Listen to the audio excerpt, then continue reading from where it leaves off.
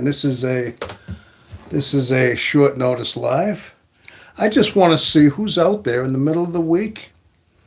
If there's anybody out there in other time zones, other countries, even here in the United States. Any INFJs out there who want to have a chat, want to have a talk, want to just hang out with Tom.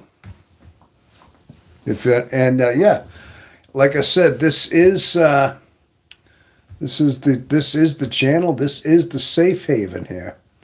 Now I'm just trying to get it coming up on my screen. I don't see it up on my screen. Eventually, it catches up to my. Okay, here we go. Got to get my live in. Here we are. Okay.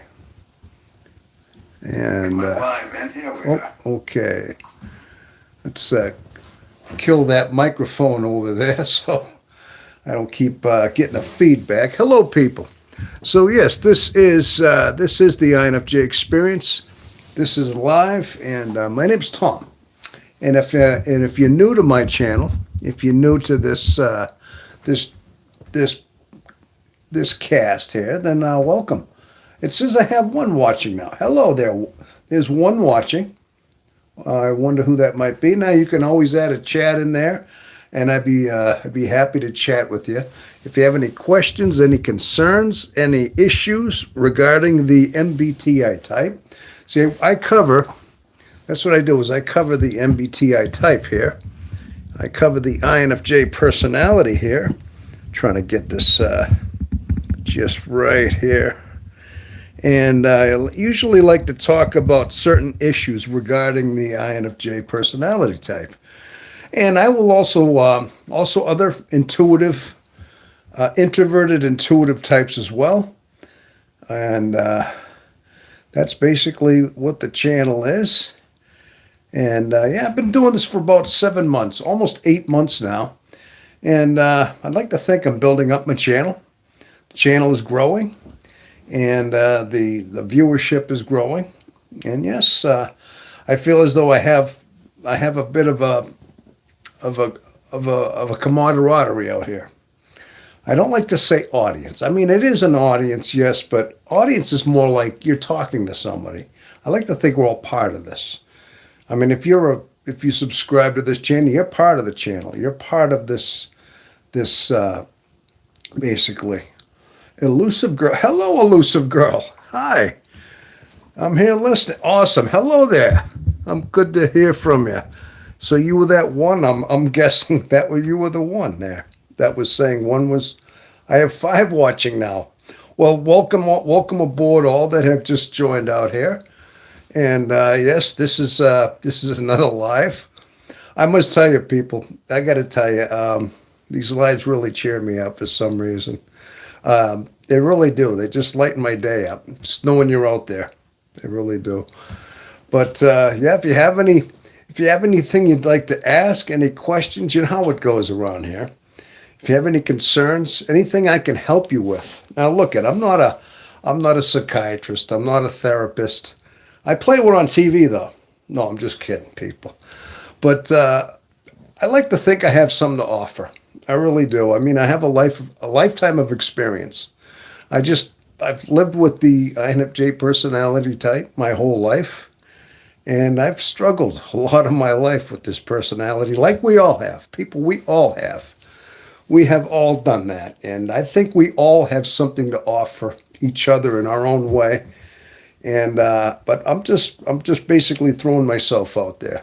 I will throw myself out there as a shoulder to cry on, as a voice of reason, as somebody out there that's got your best interest on there. All right, just making sure I'm presentable here.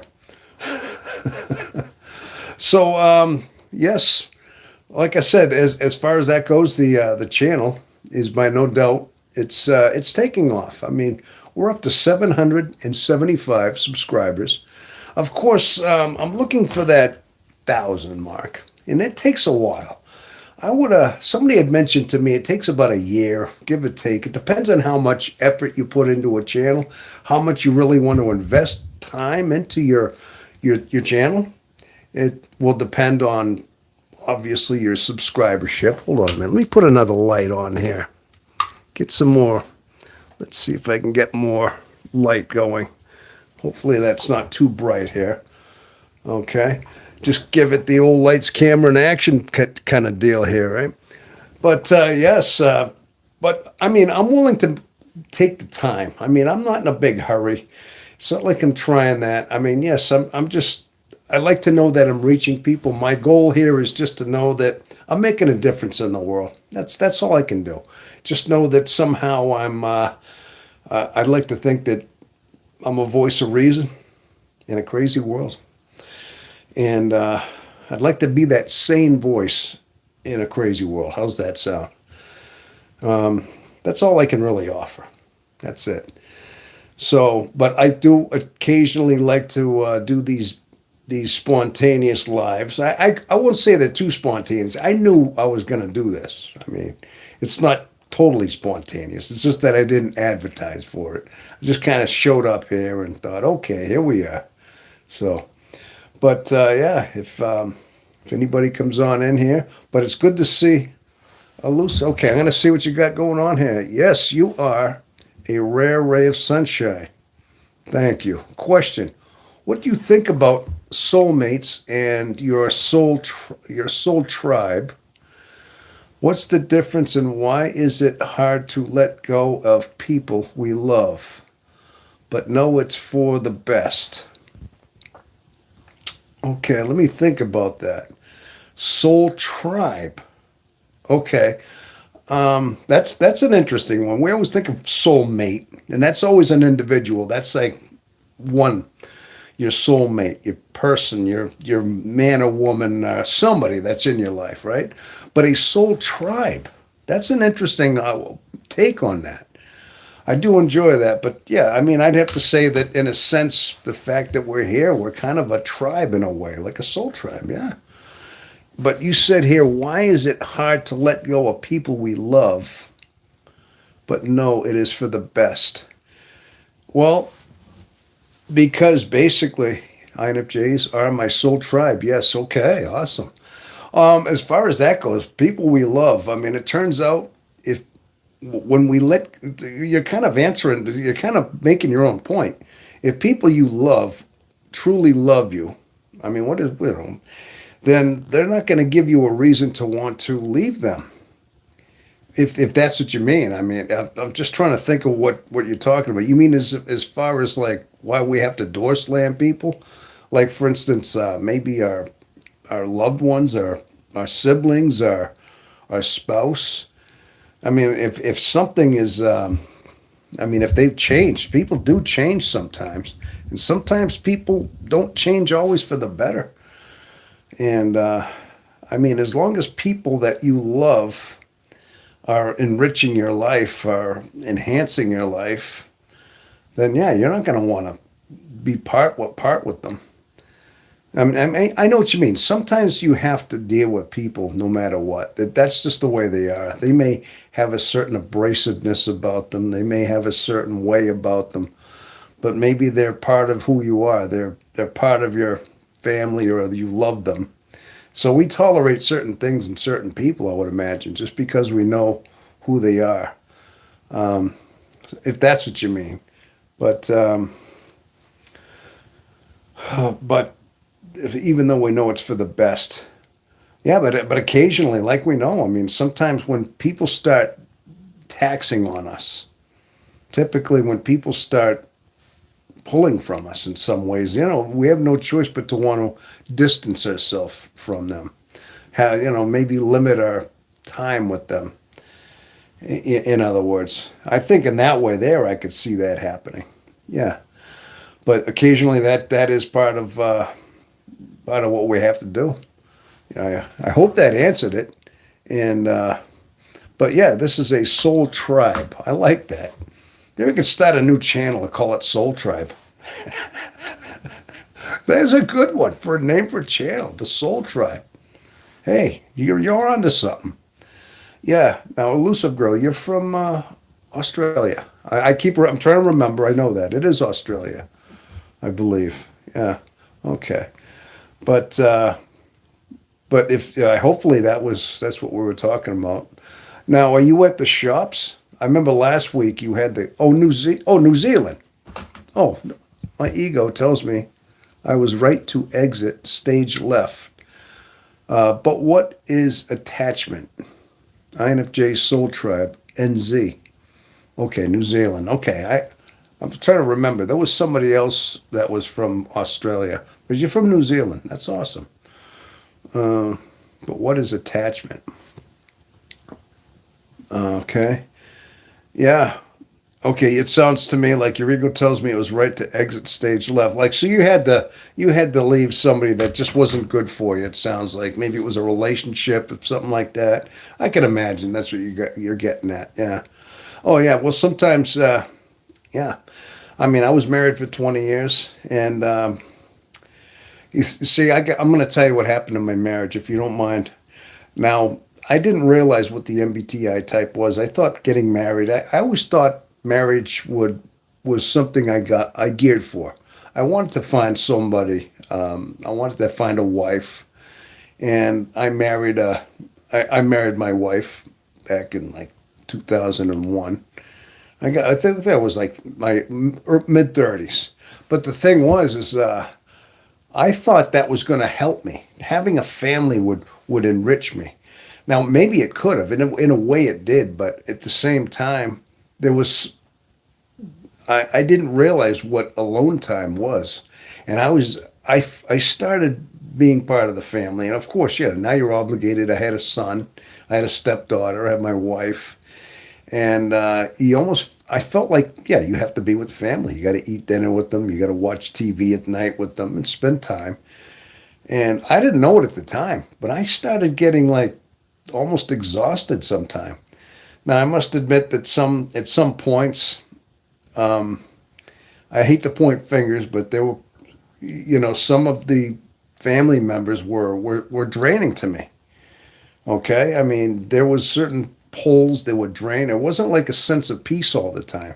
Sometimes, you know, people wanted to talk about things and I felt I was being drained a lot. So I was edgy a lot, but I didn't realize what being an introvert really meant. I would occasionally try to find alone time, even in the marriage, and I would try to like just duck out to the garage and try to do like little like things in the garage. Like I got a workout station somewhat. I tried to just find little bits and pieces of alone time without even knowing I needed it. I mean, I always knew I was an introvert, but I didn't really realize it was a necessary thing. It was like something you have to plan for, and that's as an INFJ. And I got to a point. I was a shell of myself for most of my marriage. I felt exhausted all the time. I felt like irritable a lot, and I didn't realize what it was exactly. And but bottom line is that I mean, my mood changed. Yes, my attitude changed. I got a little snappy. I got kind of a little bit resentful about some of my family members. Now, I'm not saying that was the only cause. I mean, it was a lot going on, but I had a lot to do with it. And then it didn't dawn on me till after I left, when I finally left the house and I got my own apartment. I actually couldn't wait to be alone. I I didn't even know my type yet. But something told me I need to be alone. And even though I felt like I lost my family, I wasn't with my family, I was alone, I felt I needed it. I craved it. In fact, I welcomed it at that point. And, a little bit later, I started finding out. I found my algorithm. But I guess my point was is that, yeah, you have to understand yourself. And I even remember my wife used to tell me things like, you should be studied. I think I mentioned that on a live at one point, and because of the way I thought, and she even told me that I should be on medication. And this is one of the things that finally got me saying she's not good for me, is that she's literally trying to gaslight me into thinking I should medicate myself. And I remember thinking, absolutely not. Like, what do you, I mean, how are you going to get the pills in me? You're going to shove them down my throat? I mean, I kind of was saying that, like, but she was trying to convince me that I should take some kind of dope just to kind of mellow me out a little bit. And I'm like, no, I can't do that. So, but that was kind of like what the marriage was. And I just wished I could have known my type. I wish I would have known what introversion meant and how we crave that. And I was always looking for bits and pieces of alone time in the marriage and things like that. And it is very important, whether we know it or not. Side hustles and projects. I understand downtime to process is imperative for peace of mind. Absolutely. I'm such a loner and I like myself enough to enjoy my own company. Most people don't understand that. Yes. No, you're absolutely right. That's true, of course. You got to find contentment in yourself. The older I get, the more content I am with myself, and especially after just understanding what introversion is and what INFJs are all about. It especially helped me to understand that. And now it's like I can regulate it. You can know when you need your alone time, but I get plenty of it now. I mean, I'm not in a relationship. I feel as though, I've never had good luck with relationships anyway. They always end up the way they do, like I said. I mean, they're always temporary. They're just short flings. If I ever have any kind of a relationship, it's usually that. It's a fling. And I could probably never live with anybody. If I was to have a relationship, she'd have to live probably somewhere else in her own house. So, but I think a lot of us are like that. I definitely do. Yeah. But side hustles and projects. So I take it that you said, you were talking about, I believe you said something about going to the shops. Was that you or was that Vamp? That might have been, I can't remember if that was you. You talked about having to leave the last live to go to a shop. And then you came back. I can't remember if that was you or if it was somebody else. So, okay, so we have 6 watching. That's good. That's awesome. So, wow, you have it.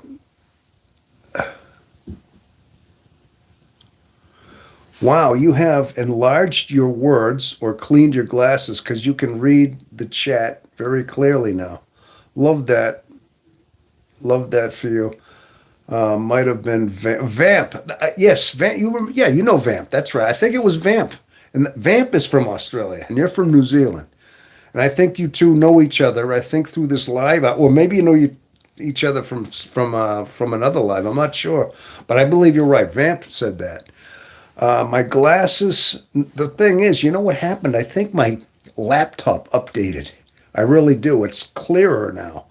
I mean, I'm looking at it. It must have updated because I got the same Chromebook. That's all I got is a Chromebook right now, and it looks like it's cleaner now. It's a lot more bright. So it looks better right now. Either that or I brighten it up or something. Yeah. Yes. We met through you. Okay. All right. Yeah, you did. I kind of thought you might have. I mean, a lot of times that's what these channels do. I mean, we don't directly know each other personally. I mean, gosh, we're all around the world.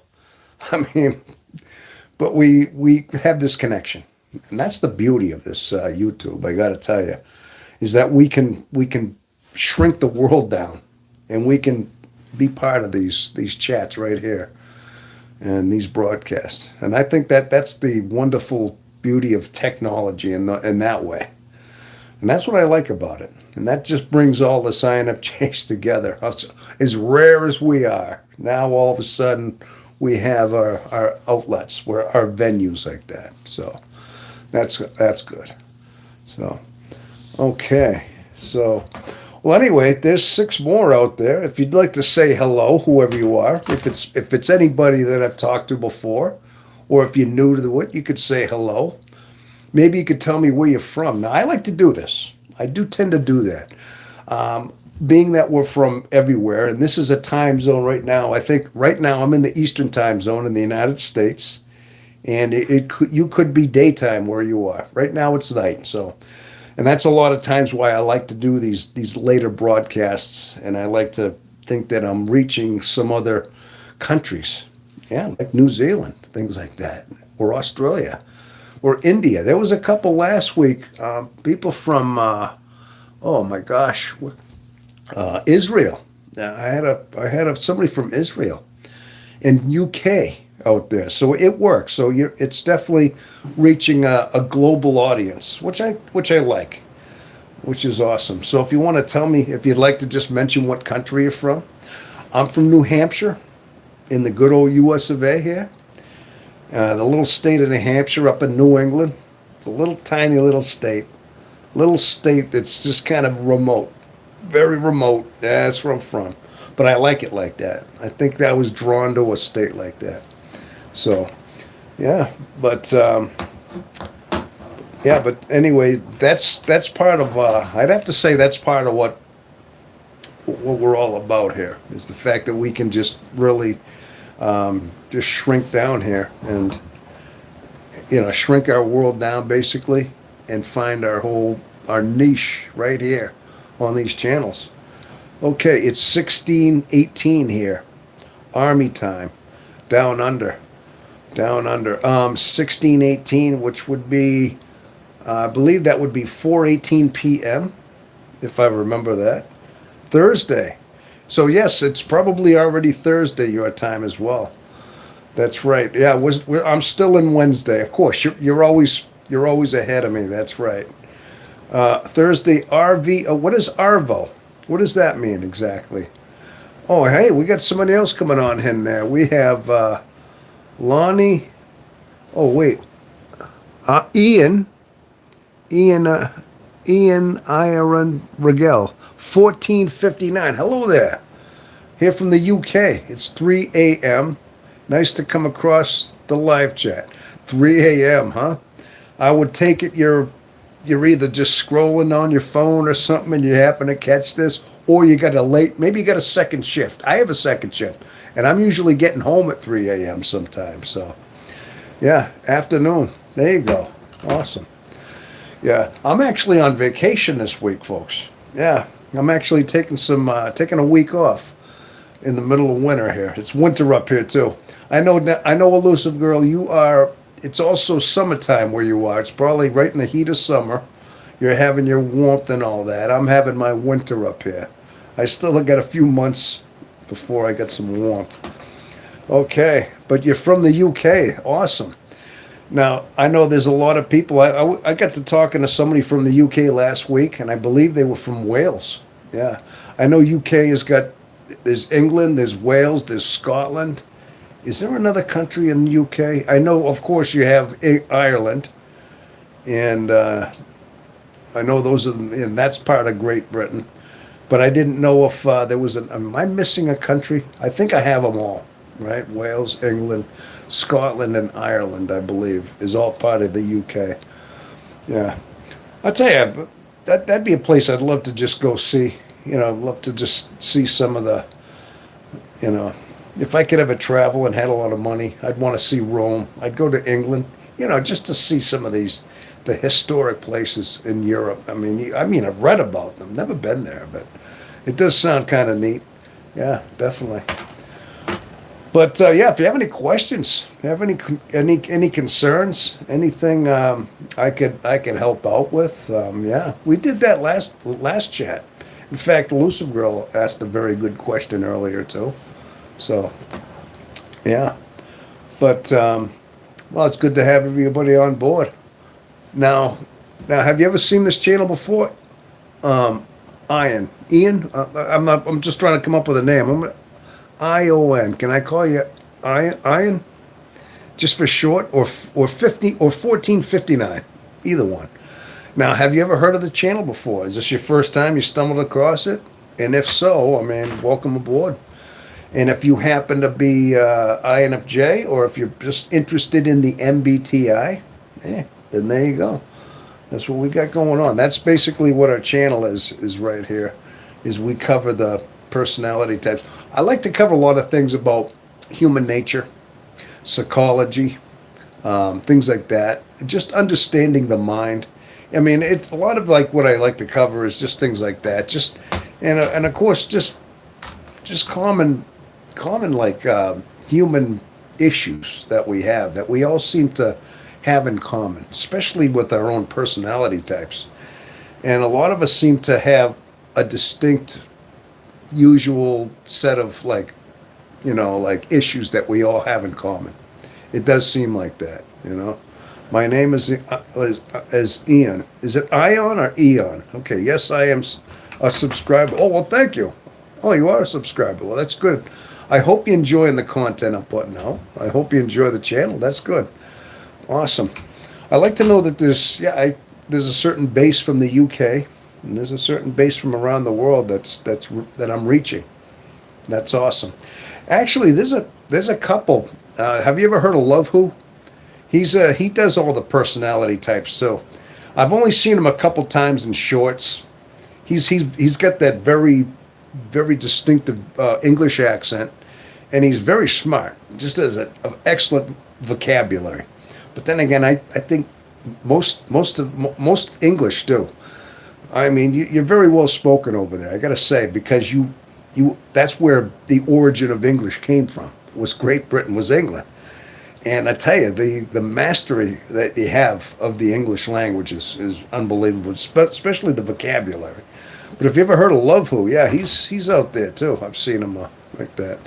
Elusive Girl. Okay, I prefer night shifts. Okay, less bosses and people. Haha. It's hot summer here. Best time to buy firewood. Okay, yeah. Q. Do you have Scottish heritage? Oh yeah. Okay. My last name is Sutherland. Proud of the ancestry. Ian. Are you asking if I have Scottish heritage, or who's Q? Or you're asking somebody else? But I would say, if you're asking me, I mean, maybe I have that Scottish look a little bit. I have Irish. I do have Irish heritage, I would say. My last name is Marr. I mean, it's my last name is. Well, I didn't say the whole. I caught myself. I shouldn't tell my whole last name. I kind of caught myself before I finished it. But no, I'm Irish. I'm Irish. Irish descent is what I should say. Okay. But yeah, a little drink of water here. El Vagabond 777. Hello. Good evening. It is good to see you as well. I am starting to get a regular sense. There are regulars coming in here. El Vagabond, there's another one. There's another familiar name in here. How are you today? Good evening and good to see you as well. Yes. Yes, Tom, that question. Yes, I'm Irish descent. Depending on what I do, if I have a short haircut and have a mustache, and if my hair is short, some people think I look Italian. And if I have a certain suntan, people have said, am I Italian or something? And then there's other times I look, I guess, Scottish. But I mean, I think it's the beard. It's that big old thick white beard that I've got right now. And I just happen to grow this out for the winter time, if only because I've been liking to do that lately. I've been growing out the winter beard. I think a lot of it has to do with the fact because I work outdoors in the winter, and it just keeps my face warm. It just gives me that little bit of extra layer, and it does work. It definitely helps keep the face warm. I mean, that's a good advantage for a man to have that. I mean, for that reason there. So, INFJs are adaptable as F. Okay, I think I know what that I think I know what that abbreviated. Adaptable as F.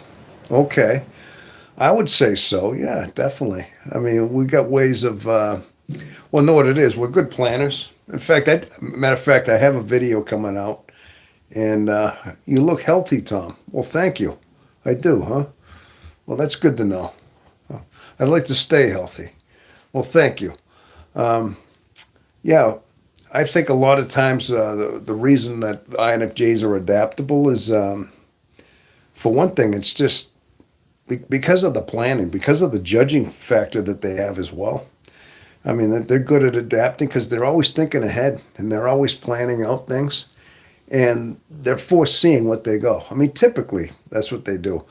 Matter of fact, I just put a video out about how important the judging factor is, but basically how important it is to be a planner. I mean, it's kind of just part of who we are, but occasionally, I know I do this at myself. Sometimes I don't always plan out every second of my day. Occasionally, I just, maybe a weekend comes along and I don't feel like I have to plan everything. During the week you do because it's your job. But occasionally you just go out of the house. You don't have an actual plan on hand. And sometimes I jump in my car, but the thing is, I don't know what to do. Sometimes I find myself wondering what to do sometime. And so even if you say, okay, I'm going to take a ride up Lake Winnipesaukee, which is here in New Hampshire, on a summer day, that is, or, just, or just, okay, I'm going to go to this pub or something and have a beer and hang out a little bit. Occasionally I like to do that. So I end up doing stuff like that. I end up just kind of randomly picking things to do or finding things to do kind of randomly, only because, you know, I didn't plan my day. But when you have to, it's critical. It's always a good idea to think that with judges, and especially intuitive judges, the planning system is so automatic to us. Yeah. Now I find myself, okay, I need some form of structure just so I can get loose. Okay. Yeah. Just so you can get loose, you need a structure. So when you just loosen up or hang out, you need structure even then. I guess that's part of what it is. But it is very important for us to have that whole function in our life is to plan things. I think it's just we function better when we have a decent plan, when we plan our life better. And I also said that we have different levels of planning. We don't just plan one thing. There's so many different plans going on in our life. Now we have a long-term plan. Typically, we're always thinking of like a 4-year plan, where we're thinking, okay, gosh, I'm going to get this job. This is a higher paying job, and I'm going to get a house, and I'm going to get, pay my mortgage. Let's just say you have a long-term plan, or let's say you're getting out of college and you know what you're getting into. We're always looking at long term, and then there's these intermediate plans where we just have. It's kind of like maybe a couple month plan. With me, it'd be more like just making sure I make enough money. You're getting through that month. You're thinking about your bills. You're thinking about how much you got. You're tallying up. I have mortgage this month. I got my heating bill to pay this month. I got my gas bill. How much times I'm filling up the car with gas. You see, so these are other plans too, and these are just your intermediate plans where you're thinking, and then you have also like your let's say your minuscule plans. Now these are plans that I see. This is me studying myself. We'll also plan out things as small as just. I've actually found myself planning out lunches and breakfasts days ahead of time. Literally. I could be working at a job Wednesday, and I know in my fridge I have, like, let's say eggs. I know I have cheese. I know I have toast, maybe some bacon. And I know what spices I have in my cupboard. And on Wednesday, I'm thinking Saturday morning when I got the day off, I'm thinking, okay, I'm gonna break my eggs. I'm gonna cook those eggs. I already know I got Mrs. Dash in there. I got salt and pepper or whatever I'm putting on them. I got my bacon. I got my toast. I got coffee I'm gonna brew. And I'm thinking, okay, this is my breakfast I'm gonna have Saturday. And I'm thinking that Wednesday. This is the level of planning that we go through. And these things, so we have many things that we plan for as INFJs. Like I said, long-term, intermediate, we have basic, like I said, the planning function for your bills and things, and just little things like that. what you're going to cook, what you're going to plan for your dinner, for your lunch, for your breakfast, or whatever it might be. And usually I fulfill it. And then I'm thinking to myself, wow, I planned that. I mean, as I'm cooking these eggs, I'm thinking, I really did plan this 3 days ahead. And have I been doing this my whole life? Then I thought, have I always been doing this? Because I'm studying myself. I'm watching how I do things. And but yeah, that's how it ends up being. Just that planning function is always there. But my point is, people, being that we are judges like that, and I think we're always future planners like that. Being by keeping that structure, as you said in there, elusive girl, about being structured, it does help to maintain order in our life. Is having that pre-planned basic essentials for the week ahead. I can so relate. I used to think everyone was like this. You used to think everyone was like that. Well, maybe everyone with with certain personality type would. A lot of times I used to think everybody was like me, but after you start talking to certain people, you realize they don't think quite like us. I mean, not everybody thinks the same. I mean, I started realizing that younger on, that you think everybody might think a certain way or think like you, and then you realize, no, their mind doesn't work the same way. Yeah. And being that we are a rare type, we don't really, it just, our mind works so radically different. Yeah. And like I said, I told you, my ex-wife, well, at the time she was my wife, she told me I should be studied once. I never forgot that. And this was like maybe 10, 15 years ago. And I mean, it was during some argument we were having. I don't know what I said. I can't remember what I said. But she told me I should be studied. And I said, what do you mean? Well, because of the way you think. Like some team of psychologists should study me. I think that's what she was getting at. Like, I've never met anybody who thinks like you before. Like, I was rare like that. And yeah. And of course, she also tried to convince me I needed medication too. So, but yeah, that's basically it. So I do have that video coming out. I think, funny thing is, I think I did a better job describing it right here with you right here live than I probably did on the video. I mean, I basically covered it pretty well, but it's gonna sit around for a while.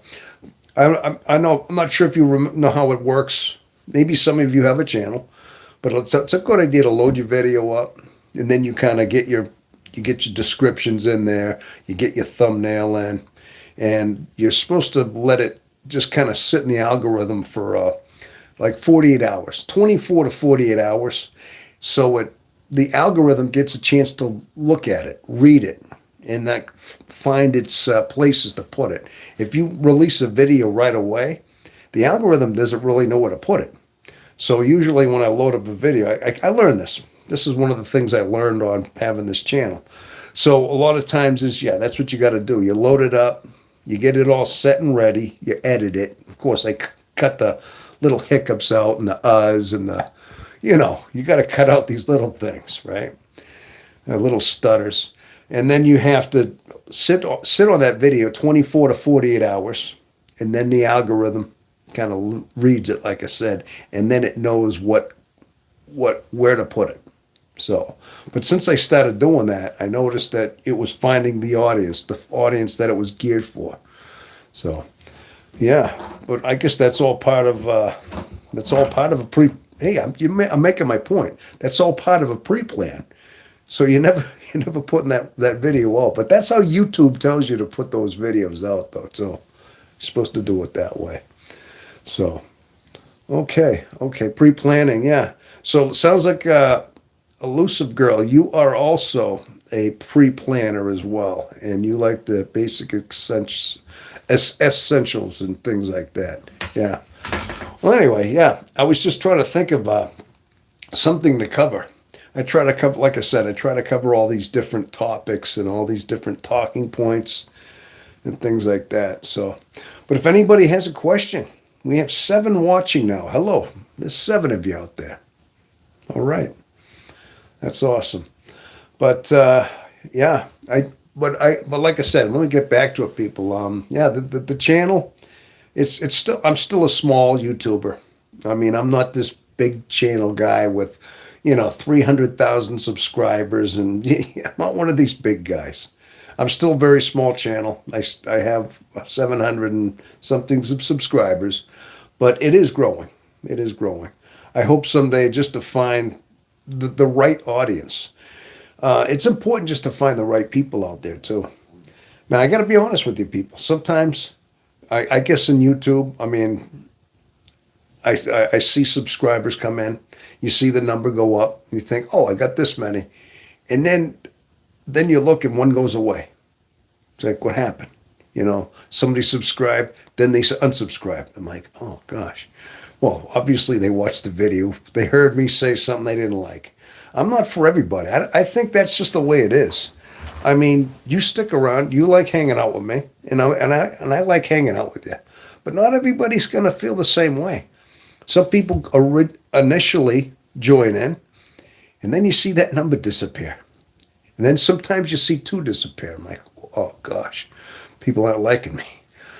I used to think, when that first happened, I thought, oh gosh, what do I do? Should I go look at the videos and get rid of them? I'm like, no, I mean, you can't, not everybody's going to like you. And I had to realize that. I mean, these are little lessons we got to learn, is that you're not for everybody. I mean, somebody might enter your door, kind of, they might go into your store, they'll look around, and they won't buy anything, they'll leave your store. And then they just, because there was nothing appealing to them. I guess you got to take it as that. And I can't take it personal. Part of me does, because I think a part of me wants to be like, oh man, I'm taking that personal. But I have to tell myself, not everybody's going to like you. That's just the way it is in life. The funny thing is, though, too, right? I mean, even Abe Lincoln said, you can please most of the people most of the time, but you can't please all of the people all the time. That was an Abe Lincoln quote. And I always think of that, that he said that. Oh, let's see. What do you got here? Hello there. We got here CZ Wetzig. CZ Wetzig. Now, that is a new name. Well, hello to you. I don't recognize that name, but welcome to the live here. It's like telling a joke. Not everybody will laugh at it. Exactly. You'll get a few people that won't laugh at it, and but you're not for everybody. But well, like I said, I mean, you see those numbers go down, and you have to say to yourself, hey, not everybody's going to like you. People unsubscribe.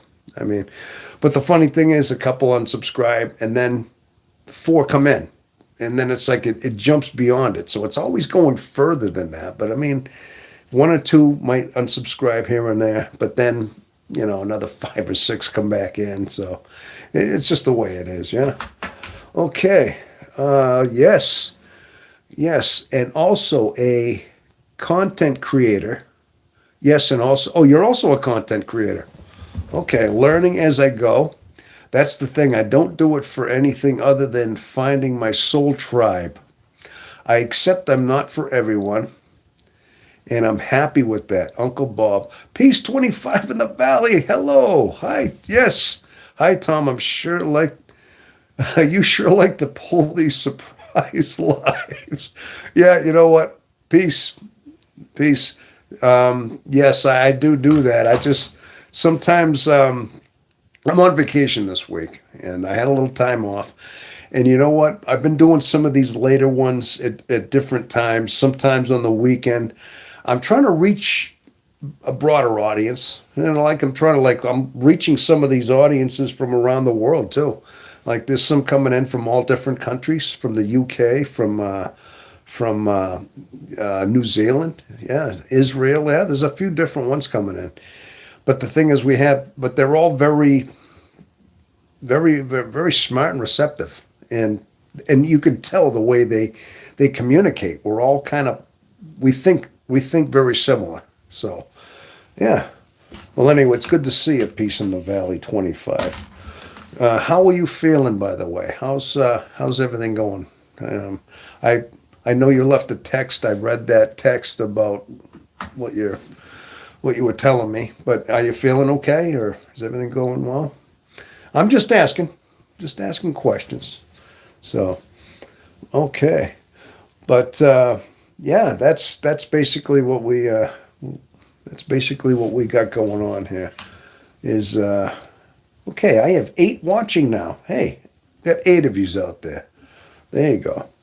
I notice I notice that as I hold these, I notice like I know it's less. It's 8.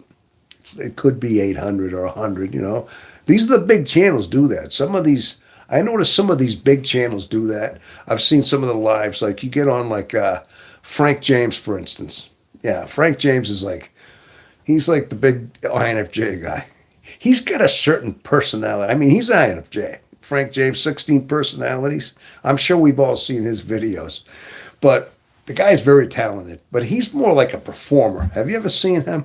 He's got the scripts. He puts on like wigs and he puts on mustaches and he puts on like girls' clothes, but he still has a gruff, like he's just kind of putting a character. And then he'll act out like that personality. And then he's usually doing these different, like the ENTF or ENTJ or whatever. And then he'll say things that they would say. And then he has conversations with himself as different characters. I mean, I got to tell you one thing. The guy puts a lot of work into his videos. And I mean, I can only imagine the wardrobe he has and the wigs and the mustaches. And he puts on makeup too. I've seen him put clown makeup on. I mean, he goes way out of himself. Oh, okay. Wait. I'm in a lot of pain. Have to get an epidural done on my neck. Doctors won't give me any other painkillers. Oh, an epidural, huh? Oh, I'm sorry to hear that. Is that like is that cortisone? Usually that those are cortisone shots, and that's supposed to freeze the neck. Usually that's what they're putting in there. Is they putting something in there? I hope you are enjoying your vacation. Yeah, I am. It's kind of oh, steroids. Okay. Yeah, that's supposed to help build them up a little bit, so that just kind of keeps them. Yeah, well, I mean, all I can say is I wish you the best of luck over there. It's always good to hear from you. I do look forward to seeing your name out there. You're one of my. You're somebody that's been there for almost since week 1. I mean, I can't remember the first time. Maybe the first month I started seeing you out there. You had a different handle once. You were Cats in the Cradle of Love once, but you were the same one. You have pinched nerves. Oh, yeah, those are rough. Yeah, they can just start affecting the rest of like your arms and things like that, right? Yeah, and yeah, they can just leave you very like they're painful and they kind of affect your mobility and things like that. Yeah. Well, hopefully, those the medicine you're taking is going to at least alleviate some of that. I would hope, But yeah. But like I said, maybe I don't know, the first month you were Cats in the Cradle of Love. I do remember that. In fact, I think that's another handle of yours. I thought, and then you went to Peace 25, right? Yes, it affects my whole life right now. Oh yeah. Well, definitely hang in there, I guess. I hope things work out. I know you said you were trying to apply for like disability or something like that, or like early retirement. I think you were telling me too. Yeah. Deb Silverman does a great impressions on the zodiac signs. It's effing hilarious. Sorry, peace. I hope you get better. Think healthy well-being and regenerative grace for your whole system. Oh, that was a nice saying. Yeah, there you go. It was Cats in the Cradle, but I changed it. Yeah, I knew you changed that. I knew that. Yeah. But at my very first live, I remember you were that handle. I do remember that first live. And that's where I started talking to you originally. And that was months ago. I think that was with my first 100 subscribers. I went and did my first live. I thought that was significant. And I think the thing is too, you have to have a certain number of subscribers. In fact, even now, I'm not even sure if under 1,000, I can't hold a certain number of people on the live at a time. I'm not sure what it is. They might allow you a maximum of, let's say, 50 or something. And if you get 1,000 subscribers or something, then they can give you more. Like they can allow you 100 or something, or hundreds. Maybe it's unlimited at some point, like whoever wants to join. But depending on how long you have, how many subscribers you have, depends on how many they allow you onto your lives. But yeah, it's just funny the way YouTube works things. Let's see. Thank you. Tom has such a big open heart. Oh, well, thank you. Yeah, you're getting me all walled up over here. See, look at my eyes are getting a little misty eyed over here. Love this content. So valuable. Well, that's awesome. Hey, listen, you just got to be yourself. I mean, that's one thing I'm trying to learn too. Is I can't pretend. I don't want to pretend to be anybody. You just got to be your authentic self. Just like Carl Jung said, when you start finding your awakening, he always talked about finding your authentic self, your real self. I mean, because so many times, I mean, this is one of the beauties of what Carl Jung used to say, is that we perform. He said a lot of times human beings literally do that. We go on performances, like we act out a certain role and things like that through our life.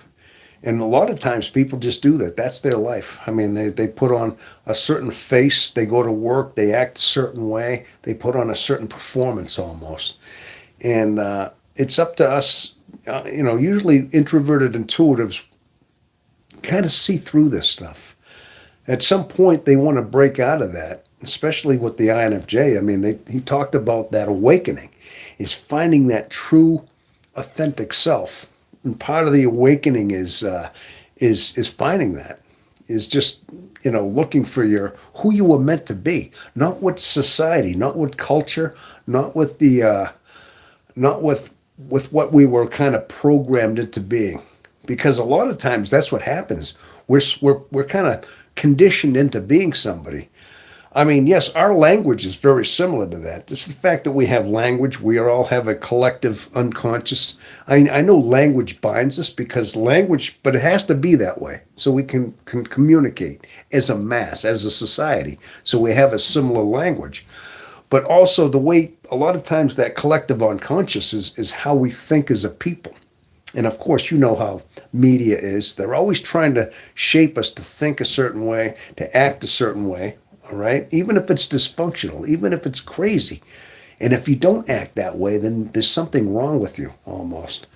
Yeah, so I mean, so that's all part of that whole, like I said, Carl Jung's collective conscious. I mean, excuse me, finding the authentic self is what he had talked about. Very deep, very, very deep. Okay, so where did that all come from? Oh, just trying to be myself. I mean, you see, get the big open heart, well, I'm just, I guess that's just, that's part of like being on this channel. I mean, and being who I am. I'm just trying to be myself. That's all I can be. I don't want to be anybody else. Language is limited. Energy is infinite. Whoa, good gosh. Did you just come up with that? That sounds like one of those things you would see like some philosophers say. Wow. Language is limited. Energy is infinite. Whoa. Gosh, where'd you come up with that? Did you just, that's deep. I'm sorry that I can't stay for the rest of your life, but I have an early doctor's appointment in the morning. I love seeing your live stream and videos, so I am thankful for you, friend. Yes. Peace in the Valley. You are also you're a dear friend to me. I mean, I just want you to know that. I mean, yeah, thank you. Well, you take good care of yourself, please, and yeah, I just wish you the best. I really do. Okay. All right. Oh, okay. You put those little green cheese heads in there, elusive girl.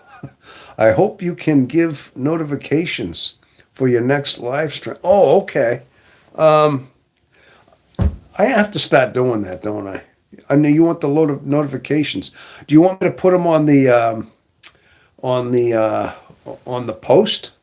Like I could do that. I could put a post on there, and but what I want to try to do, I'm actually going to try to start doing them at a certain time every week. Like, yeah, thank you, Tom. Yeah, I can do that. I'll start putting them on the post maybe, but I'm going to start having them at a certain time on Saturday. I might just pick a certain like hour I do them, like maybe, you know, certain Saturdays at like maybe 8 p.m., 9 p.m. or something.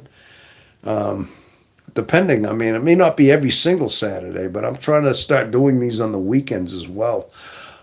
Because, like I said, just finding people worldwide is very helpful. But you're welcome, Peace. Yes, I'll have to start putting those into the because you get the notifications if I remember right. If I put a post out or something, you'll get like you'll see the notification, right? I would imagine. Yeah. So okay, I will. I'll make a note of that. I'll have to put like even if it's a little blip. I'm having a live at this time, Eastern time. On this date. Okay, I'll have to do that. Okay. All right. But yes, notification. All right. All right. I'll make them. I will do that. Even if it's like a few minute note. Like let's say I decide I'm going to do one, and I may do one within that hour or within a few minutes after. I'll post it, and I'll do it within like a half hour after I post it or something like that. So then you can know. But it's always good to hear from you, Peace, and I wish you the best of luck out there. I really do. Okay. Yeah. Oh, the language we use dictates our mindset. Words have power. We manifest our own reality. I apologize for being so deep and philosophical, yet you quoted Uncle Carl, Tom. Okay, basically, okay, good night, Peace. All right. So I bring Carl Jung into the mix, and I think I said what I said. So you're like, okay, all right, I'm going to tell you what I know. Okay, now you get deep. Hey, that's what we do here, of course. Yeah. Listen, I'm a student of Carl Jung, and believe me, there's a lot I have to learn. I did not read everything that he's ever. I didn't study him extensively. I know a little bit here and there, but there's a lot that he's put out there that I don't know. A lot of times there's some YouTube channels that go into Carl Jung's philosophy, and they show you like that whole inner when he tries to describe what the introverted intuitive mind is like and the abstract mind. I mean, even he didn't really understand it. It was even something that he couldn't quite describe or understand. But yeah, but that just proves that he was. He had to have been introverted intuitive for that reason that he was able to go there and study it that way. But well, here's what. Okay, so you got your little square things there. Okay, yeah, but I've also noticed too that with Carl Jung and his teachings, he he had a certain way of. I mean, he was really like deeper than I'd say Sigmund Freud for sure. I think he was. I've said it before. It was like Sigmund Freud was playing chess and Carl Jung was playing 4D. No, wait. Sigmund Freud played checkers while Carl Jung was playing 4D chess. That's what I meant to say. I mean, he was way deeper than I think Sigmund Freud was. But he explained it pretty well. He definitely did. He definitely had it pretty well figured out. I mean, as far as psychology goes. But that he also took the spiritual element in there. Sigmund Freud was I mean, he never actually said, I mean, I don't know if he actually believed in God or if he believed in a higher power. I'm talking about Carl Jung. I think just something tells me that he had a spiritual side to him. A lot of times, psychology is based on atheism. It's just based on impulses about neurons and just the way the brain fires and just sensations we have and the way we're geared in that way. And but there's nothing beyond us. You see, that's what a lot of times I think is where it loses me, is because I think that a lot of times, I mean, you got to add the spiritual element into our psychology. At least with me, I believe we should. We need to add that because we're deeper than that. Because I've said it before, we are a hybrid of God and animal. So we have that divine spirit that's in us, that guides us, that leads us, that God code that I've talked about. Now, a lot of times, like I said, a lot of these psychologists, psychiatrists even, don't believe in the higher power. They just look at everything as impulses and brain waves. And that's where it is. That's our whole consciousness is just in our brain. It's just there. And I believe that we're actually an extension. Our consciousness was breathed into us, as it says in like the Genesis, is that God breathed the spirit of life into our nostrils, into Adam's nostrils, and he gave us life. He basically created us in his image. So yeah, I always like to think that we put that spiritual element in there. Now, maybe you could tell me, elusive girl. Now, was Carl Jung? I'm something tells me that he had. I think he had spiritual inclination. He believed in something deeper than us. Like we're getting a lot of this intuitive nature from beyond us. It's something that's input into us from something we were born to know. You see what I mean? But I mean, again, I don't know that much. I don't know if Carl Jung was how much he believed in like God or like a spiritual connection. But again, I mean, that's things I'd have to read up on. But something tells me he kind of led there. He was kind of in that realm. So, well, anyway, that's the way I think about it. I always like to put that spiritual element in there because that's where I believe it is. Yeah, we're deeper than just what we are. We're more than just our brain and our consciousness. We're way deeper than that. Yeah. So, but the thing is, I mean, I think a lot of it is because of our personality type. I think a lot of the ways is that we connect that way because we are introverted. We have that introverted spirit. And because we're so alone, this is where the advantage is, as much as we feel as though we're suffering in our life, is a lot of times we are the lone soul. We're the introverted intuitive, we're alone a lot. Okay, we're in our head all the time. And a lot of times we feel vapid. And there are times where we feel like we are isolated. But that's part of our longing. That's part of our questioning. Because as I've said before, when you're happy, when you're contented, you don't grow. You don't search. You don't ask questions. If everything was happy for you and you felt contented and you were just peaceful all the time and you wanted for naught, where would your growth be? Think about that. I mean, I'm talking about in your consciousness even. So those who are just have a good life, they don't. But it's your suffering. It's your lone. It's that vapid suffering that you have that makes you long, that makes you reach, that makes you ask questions, that makes you want to reach for something deeper than yourself. And I think that's part of why God gave us that emptiness. I mean, even though, yes, we have a relationship with God, but he leaves us alone just enough to reach for him, to long for him, to pine for him, to be completed. And that's in our suffering. That's in our loneliness. But that's when we ask questions. But when we're ready, I mean, the questions that we ask are revealed to us when we need them. The way I'm talking now, is if I ask God, why do you leave us alone? I might not get that answer. I might not say, okay, this is why. But as I'm talking to you now, it's coming to me. It's just, I say, well, this is why. This is why he would be like that. Why he'd leave us alone. He's not like he's punishing us. It's just that this is our growth. This is our pining, our longing. That's our growth toward him. You know? Okay, so let's see. Society molds our beliefs from day one. Uncle Carl figured it out in the end. We are spirit having a human experience. We are spirit having a human experience. Is that what he said? Yeah. Okay.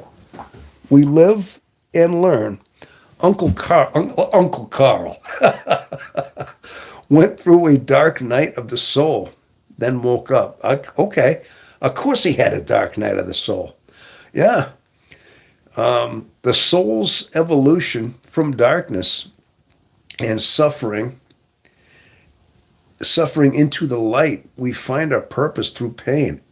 Yeah, that's basically what I'm saying. That's exactly. We're talking the same language. We're saying the same thing. You're just saying it in a different way. Exactly. I know your channel, Tom. This is your gift. Well, thank you. But now, if you're basically saying that was Carl Jung was saying this stuff too. See, if he was, I think I heard he was INFJ, or at least he was an introverted intuitive. I mean, I know that. And he went through his dark night of the soul, obviously, because he talks about that. He talks about these awakenings and about these transformations and about these metamorphoses of spirit, of soul, and changing and transforming into that higher being, basically spiritually. And yeah, I know he talks about that. So that's what makes me think he had to have had, he was spiritual. He had to have been. And Sigmund Freud was just complete, he believed in, like I said, just about neurons and the way things fire. He thought the consciousness was ended right in your brain. And that's it. Yeah, but that's, the soul evolves. Boy, you got to see, you're very deep in there. But that's basically, we're speaking the same language. But you see, that's basically why we are alone. And the thing is with INFJs, being that we are who we are. I still say we're the most suffering soul out there. Our type. INFJs suffer spiritually, emotionally more than all the other ones, all the other types. And I think we all know that. I mean, we internally, feel that through our life. And that's just part of our growth. I mean, God had a plan. God had a plan. I mean, now, Carl Jung discovered this whole MBTI type. But but God had a reason of putting like different personality types. I guess you couldn't have just one type of personality, one type of people. There had to be a variety. Just like there's different, body types, different races. And some people are 6 foot tall, 6'9". Some people are, 5'2". I mean, people all look different. We all have a different characteristics. We're all human beings. I mean, and I'm not but we're all different in that way. But also, but that's the outer extension. But we also have that different way of thinking. But there's got to be one absolute universal heart. One universal spirit that guides us all.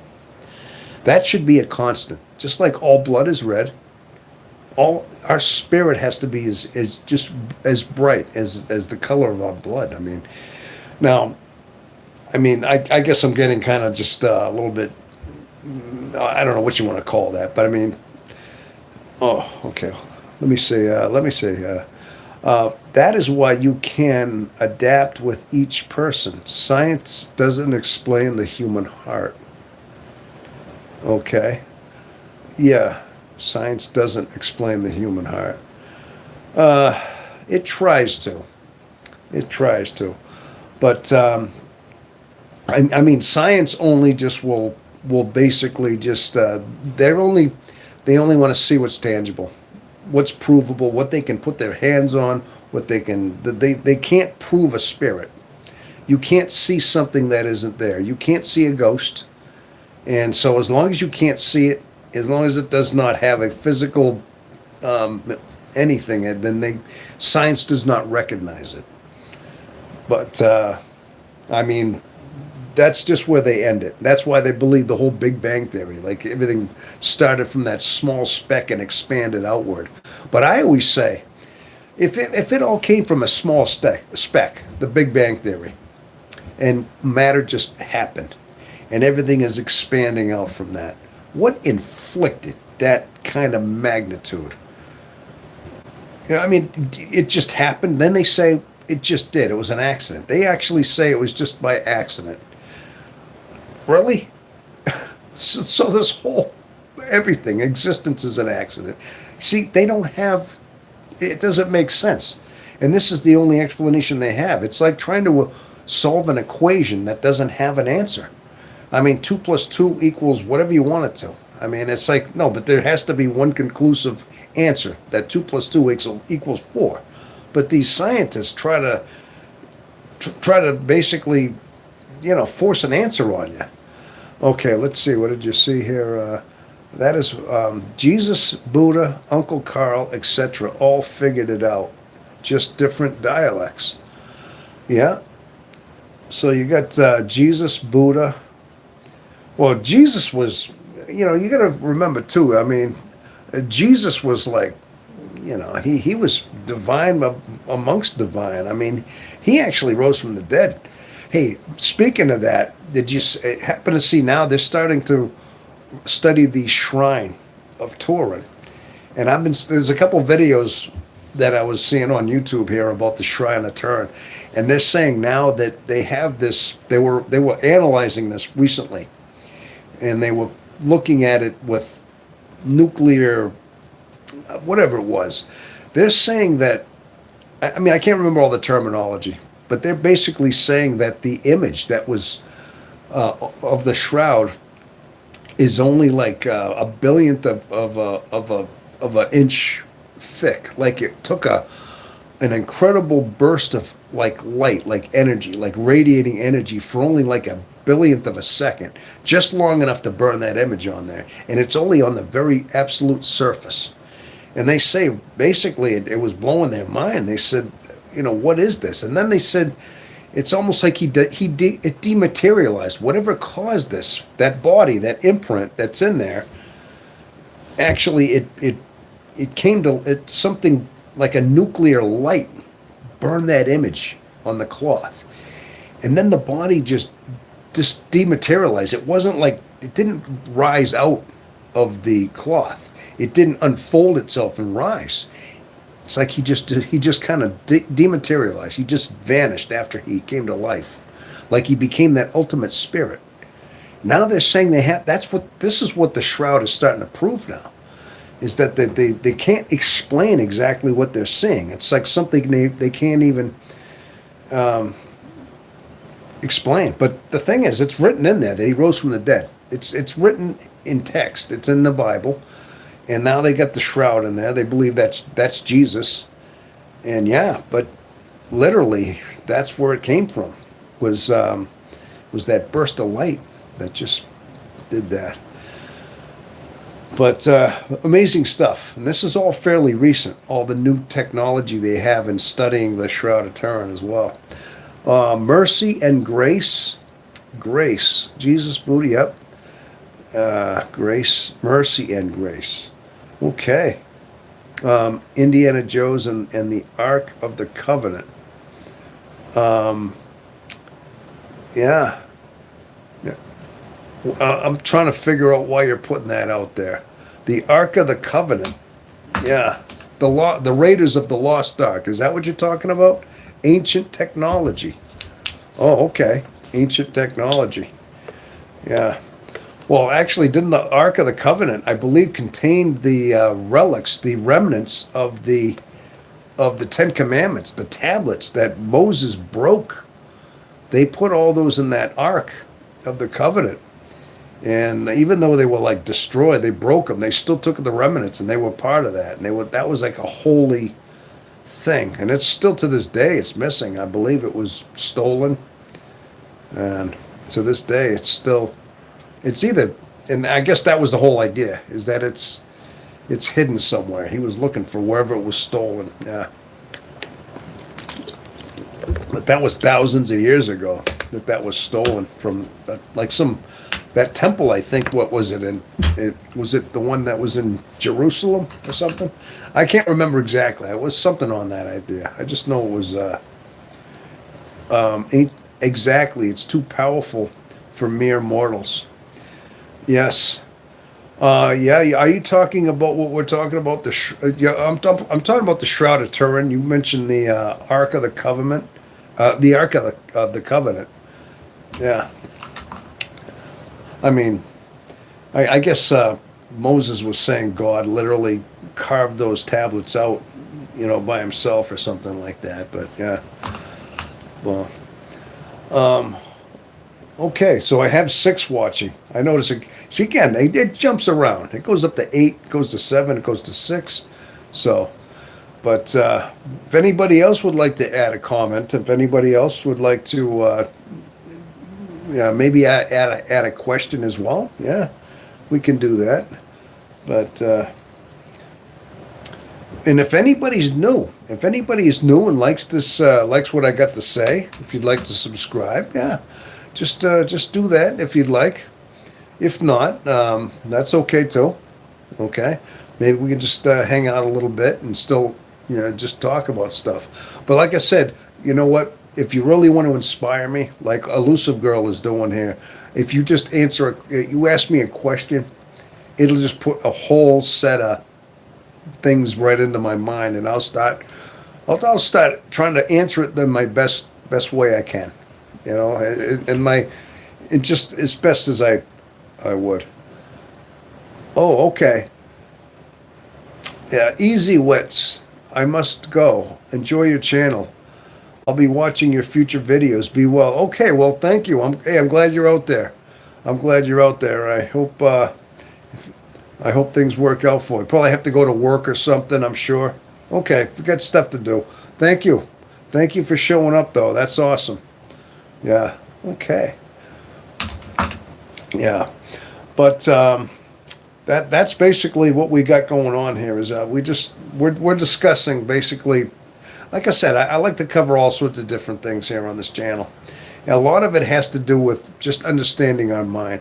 I actually did a poll on one of my posts, and I said, what is the most important thing for an INFJ? Do they want to know a lot about, like spirituality? That's one of them. That was number two. But understanding the mind. INFJs above all want to understand themselves and just understand the way their mind thinks. And I'll tell you, I mean, I can understand that because most of my life, and I'm sure most of all of our lives, our mind has confused us and is toyed with us. It's almost like we're, in a sense, being toyed with by our own mind. And in so many ways, our mind is, if we don't figure it out, if we haven't figured out our mind, it feels like something is in us toying with us, pulling us in different directions, almost taunting us in some ways, and in a way torturing. Now, a lot of times that's what it seems like. We have a tortured mind sometime as INFJs, especially when we are unaware of who we are, unaware of our type. And so many times we go through this just feeling like we're so isolated, we're alone, we want to break out, but we can't. It's like we're almost held in this cell. And I think in a lot of ways, I mean, we can end that. I mean, by just there's stages. There are stages to figuring you out as an INFJ, as this type, is to get out of this, like I said, being toyed with, having your mind constantly tug you in all these different directions. And a lot of times we think we're ill. A lot of times we think that we have people tell us we're weird, that we're a little bit peculiar. We have people tell us that through our life too. And I have. Even if I try not to, people tell us, you're weird, you're odd, you should be studied, you should take medication, whatever it is. But I think through our through our life, by no doubt, we have to just find stages to figure ourselves out.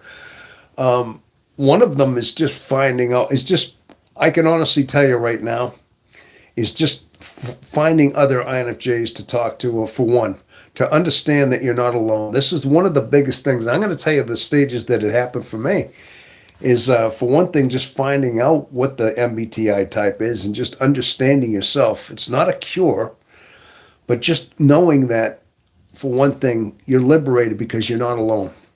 Right away, you found somebody, other people that are like-minded. And being that we're so rare, that this type is only 2 to 1% of the world's population. We're so rare to begin with that we think we're alone and we think nobody else is around. So we never meet other INFJs. Never do. Right? And so a lot of times, as we're trying to figure out our mind, especially as we're younger, I mean, we know we're isolated. We know we have an isolated, introverted side about us, but we also have that reaching side. We want connections. So it's kind of that tug of war that we have between us. But when you finally find something out there, when you finally figure out, okay, you figure out the MBTI and you realize you're an INFJ, right? And you finally figure out, your type. Right away, it's a liberation day. For me, it was, because I started looking more and more into it, and it was painful in the beginning to say, oh my gosh, that's me. That sounds just like me. I'm watching these videos and that sounds like me. I mean, that's the way I am. You mean there's more people out there like me? You mean this is just a personality type? Right away, you feel like, I'm not that weird anymore. I feel like, yes, I'm still weird to people that are outside, because you're not conventional. You just have an unconventional way of thinking. You're very smart, very intelligent, very, very logical. But you're emotional. You have both. You're kind of like, you have all these conflicting alignments, conflicting functions. Like you have so many extremes in your personality, and this is what confuses us so much. You're highly logical, but you're very sensitive and emotional over here.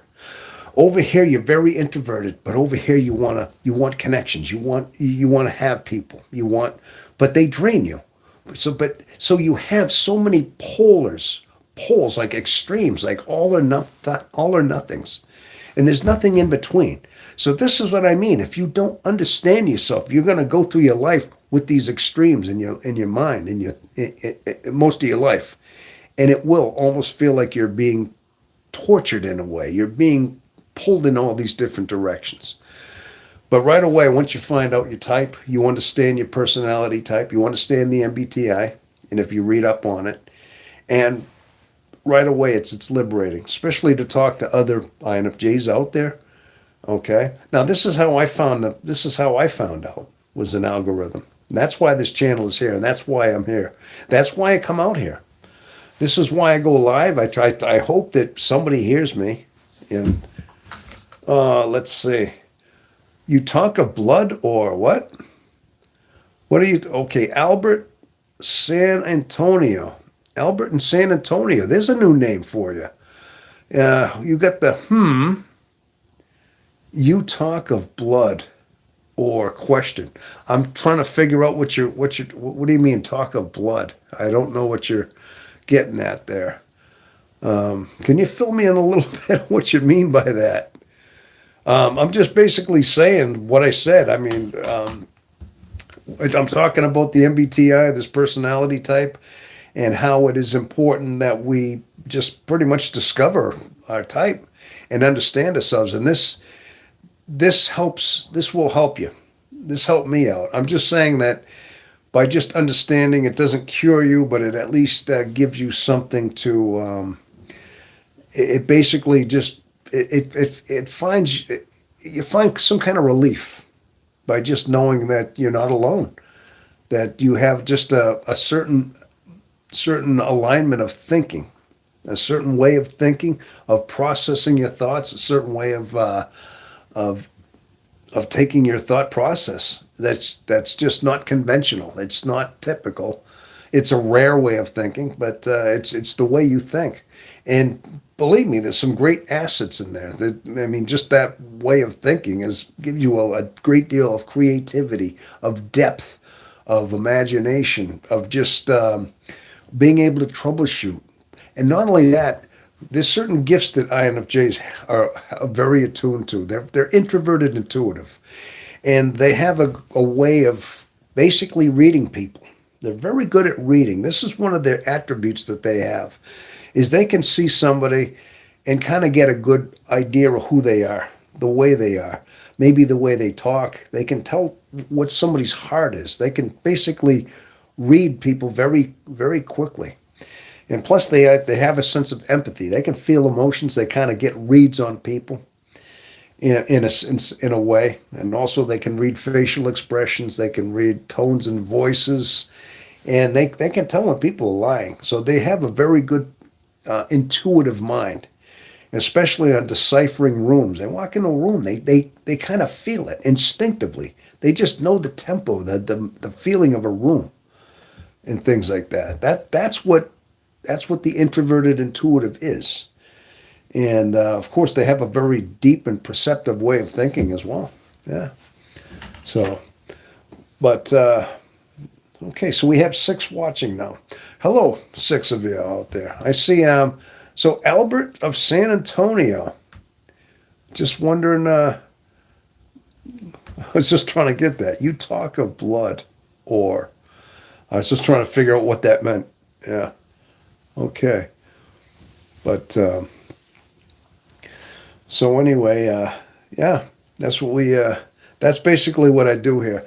Now, the reason I started this, like I said, I'm here because, like I said, an algorithm. I was watching a video on YouTube one day. I was just steered into an algorithm. I found out. I just started watching it, and I realized, yeah, I had this rare personality type. And before that, I mean, I had a lot of questions. I always used to think there was I had a spectrum disorder. I thought, okay, my mind, I'm smart, I'm intelligent, but I'm also, my mind doesn't think, it's deeper, it's weirder, it's just kind of more complex. And maybe I have a mild form of autism or something.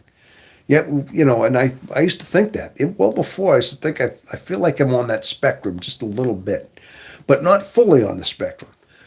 And I think a lot of times that's what they call neurodivergence. And a lot of times they even say that the INFJ type is kind of on that neurodivergent, like where they have a mind that thinks almost 3-dimensionally in a way, thinks on a deeper plane in some ways like that. And yeah, so that's basically what the what makes the INFJ tick in a lot of ways is that we have all these different attributes in us. But if anybody had any questions or anything, if anybody, we get 6 watching, yeah. So, but that's basically what it's all about. That's what this channel is all about right here. So I try to keep this channel alive. I'm trying to build this channel, and like I said, I mean, I'm just hoping that some people find the algorithm, if I stumble across this, and they might hear it and they might question it and look more into it. And I think the more an INFJ discovers about themselves, and discovers their own mind, their own MBTI type, it's better. It is the best for them. In fact, I think every type would benefit from knowing like what type they are. But I think especially there are certain types that want to figure themselves out more. And being that this type, INFJs are a very, they want to understand the mind. They want to understand the psychology because of the fact that they've always felt tortured most of their life. Their mind has always just been tugging them in so many different directions through their life, emotionally, spiritually, most of their life. They feel they've been toyed with. And so more than anything, once you figure that out, you want to find out more about you. You want to finally have control of the mind, and understand it. Now, I can tell you from my own experience, though, people, is that after I started discovering more and more about the MBTI type and discovering more and more about the INFJ personality type, I noticed that, you know, I finally realized where the steps were. I finally realized I was reaching a certain age in my life, a certain maturity in my life. Everything was starting to fall into place. I mean, a lot of it had to do with the fact that I was getting wiser, getting older, reaching a certain level of experience. And that's pretty much what happens is the fact that once you reach a certain level of maturity in in this type, it's a certain level of wisdom that you start to everything starts falling into place. The pieces start falling in where you understand yourself better. And then all of a sudden, when you find your spiritual awakening, especially if you allow yourself to find your awakening, which is basically having nowhere to go spiritually. I mean, you know, maybe that the times when you suffer in your heart, when you suffer in your loneliness, in your stillness, and when you have nowhere else to go, you can't escape it anymore. You have nowhere to go but just further inward. Eventually, you find peace, and all these things that pulled you, all these things that were yanking you in several directions, you no longer need them. Like you don't have that need for validation. All right, you don't really have that need for in your solitude, your your isolation that used to be painful to be alone, that feeling of being alone with yourself and being isolated and that vapidness, it starts to become fulfilling into you. You start feeling like your heart basically is like filled, like just, you know, spiritually. You don't feel alone anymore. So you reach a certain level of awakening where all of a sudden everything clicks into place. It's like you've kind of come out of a chrysalis and you've emerged into that butterfly, like you metamorphosed spiritually. And that's when you realize that that's what you were always supposed to look for. That was your quest, was to find that in this lifetime. I'm talking about in this lifetime.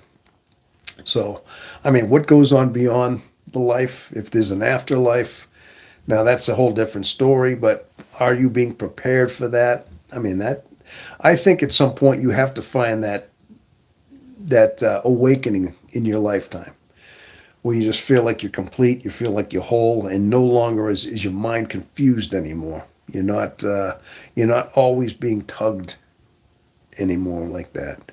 And that's basically where we're supposed to be in so many ways. Okay. Well, I said quite a bit. I said quite a bit there. So, well, if anybody's a subscriber to the channel, and if you're not, you know, if you'd like to, like I said before, I have numerous videos, and basically it's me talking. And in some ways, I think I go more in depth on these lives because I just let it flow, you know. I'm not rehearsed at all. I usually just like speak from the heart, and I don't have a script. I mean, I might have a topic of what I talk about. I might have a certain thing that, you know, kind of an area that I go, but for the most part, I just try to speak my mind, people. I think that's where you get your most, you get the most out of things is because you speak from the heart. You know, nothing's really rehearsed or anything like that. That's all. So, okay, but that is why this channel is here.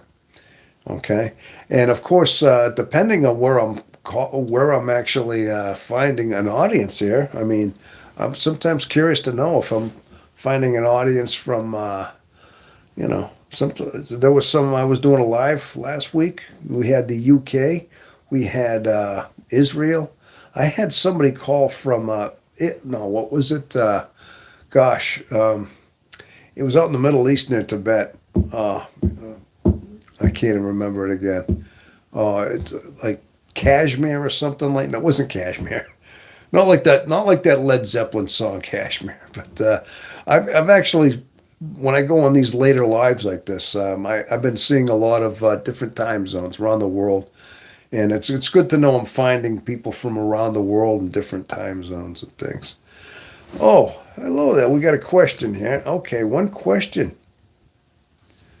All right. Okay, one question. Ian. Okay.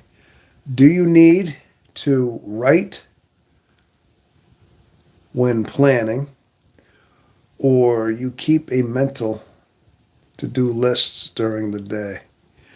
Oh, okay. Do I need to write? Oh, do I write a list down or do I just keep a mental list? I'm a mental list guy. I don't write things down when I plan.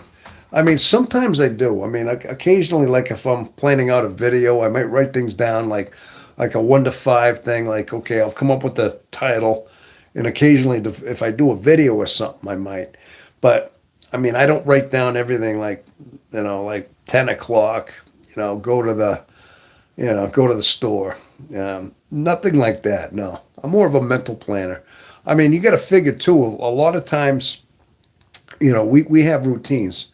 Like when you go to work every day. I mean, a lot of times, I'd say 70% of our life is work, for the most part. I mean, maybe 70%, maybe somebody might say 60, but whatever it is.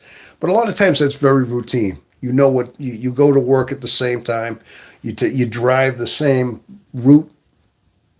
If you're driving your car or taking a bus, whatever you're doing, usually you're taking the same bus or the car at the same time, and you got your job and you get out relatively the same time. So those are routine things.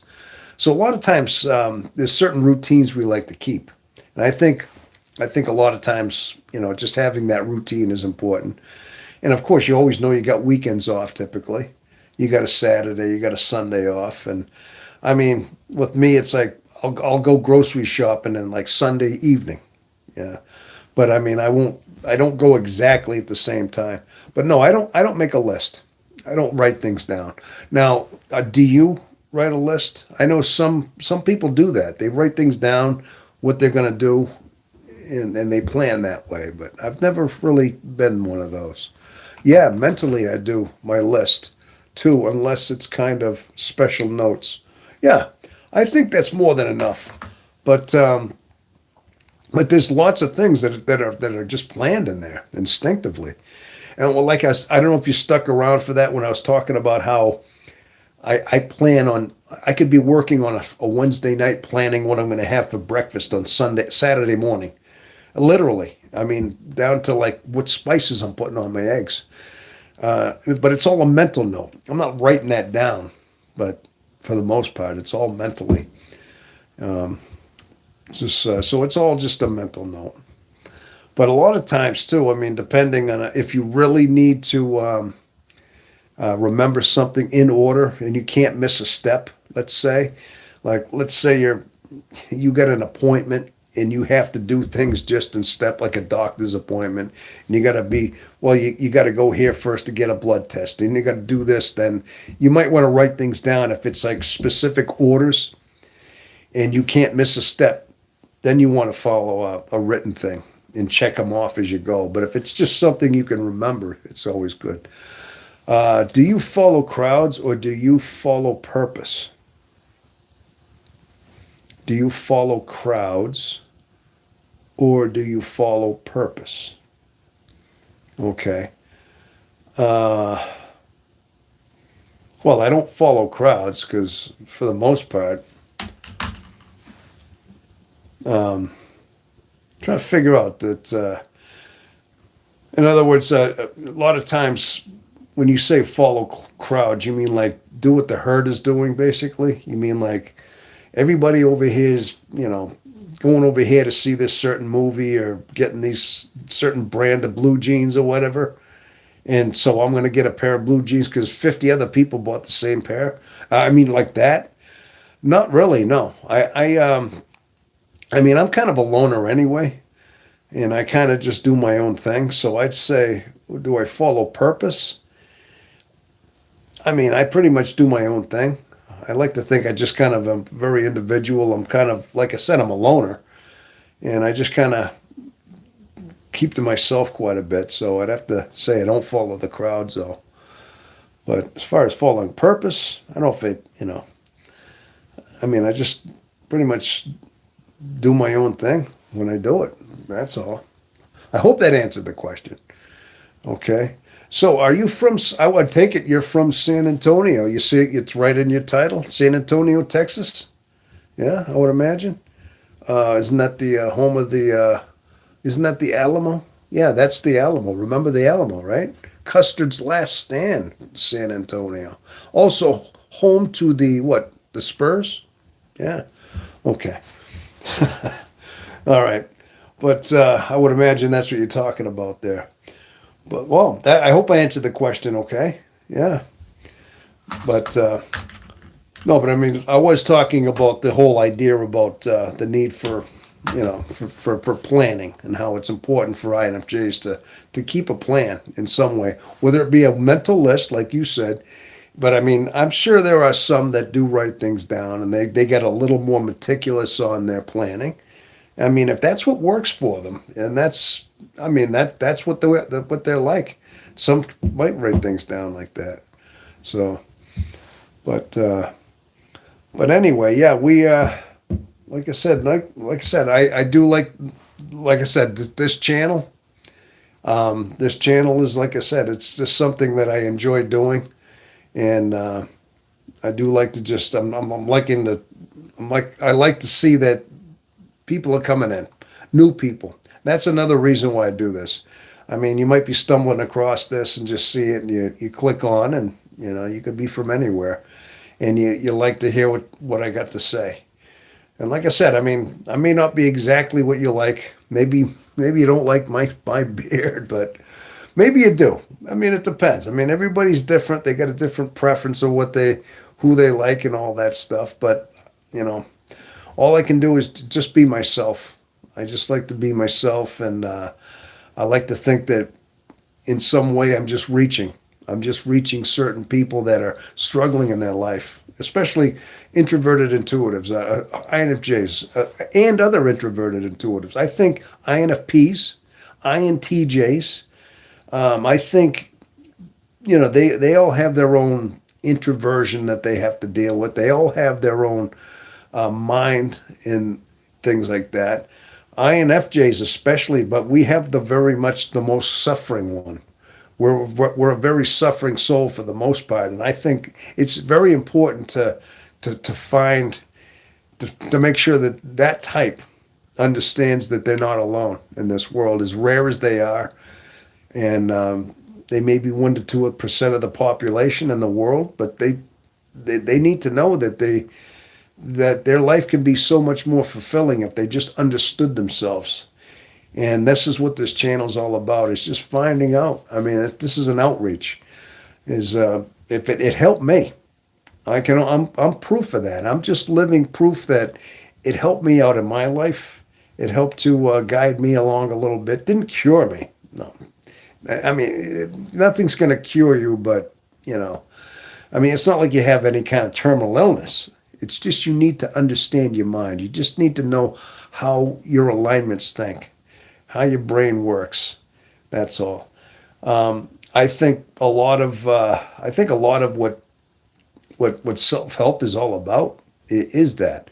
But this particular personality is very complex, and it's a deeper personality. It's like I said, it's a very confusing personality. It's very it's a painful. It's a painful personality in so many ways because of the isolation that INFJs spend most of their life, especially early on. Now, younger INFJs, especially in their teenage years, as they're coming out of that, some of the most difficult times, and I'm only basing this on myself, some of the most difficult times INFJs have is probably their teenage years going into their 20s and even into their late 20s, almost into their 30s. That's some of the most volatile times as an INFJ because not only are you're growing, you're maturing, you're entering adulthood, your hormones start kicking in, and your changes start happening. So your drives start taking over on top of all the confusion that you have already. You already feel out of place. Always already feel like a misfit. And now all of a sudden all these other things are starting to pull you. And all of a sudden your drives and your lusts start taking over. And at this point here, it can be one of the most confusing points of your life at that time. Now, yes, but for after saying that, this is what happened with me. I had nobody to guide me though. I mean, I had to figure things out a lot on my own. I made really bad mistakes, and this is another thing: is that I made mistakes where I ran away from home. I ran away across country twice, and I spent months just living on the streets, eating out of like dumpsters, McDonald's dumpsters, eating burgers and things. Now, this was a way of surviving, but I felt like I had nowhere to go. I felt like home life was so, was just, it's like my way of escaping that. Home life wasn't really fulfilling me with answers. My brothers, my mom were just a certain way. I mean, you could blame it on me. I was just kind of a restless kid running away, but I did do that. So I made bad decisions based on what I'm saying. So if somebody is younger and they understand their personality type at a young age, they figure them out. This could stop them from making some of the mistakes I made because it could lead them to destructive things in their life. I'm very fortunate and lucky that I didn't fall into foul play in my life. I'm lucky I survived what I did. I mean, I came out of it all right. I mean, yeah, I rode freight trains. I rode a freight train from Spokane, Washington to like St. Paul, Minneapolis, Minnesota, trying to get back to home, back to Boston. But I mean, I finally did come home. But these things I could have ran into foul play so many times, and I was lucky I didn't. So that's what I mean. The confusion that I had in my mind, the where I was being led, the way my young adult life was leading me, kind of led me to run away from home. And I'm just so lucky that I didn't lose my life or anything else like that. Let's see. What do we? Oh, okay. Okay. Oh, okay. Well, it's hard to find genius people. Okay. And I am in MT. MN. Is that Montana? MN? Montana. No, Montana. I think that's Montana, right? Yeah, or Minnesota. Is that Minnesota? Because I said I went to St. Paul, Minnesota. Maybe that's it. Wait, Montana's MT. Minnesota is MN. There's a lot of M's in that. Minnesota. Okay. All right. Justin, 1978, Minnesota. Yeah. I think because I mentioned I went to St. Paul, Minnesota in a freight train. I was back in the 80s. But my point is that my journey led me there. It just led me all over but the thing is I was probably 17 years old, 16, 17. I was a kid and I was a lost kid and I ran away. And I'm just lucky that I survived through it. So I have a lot of life experiences, and I think a lot of it had to do with just that. That's all. What does this say? Genuine? LOL? Okay. All right, what's genuine mean? Are you talking about me? What do you mean? I don't know. What do you mean?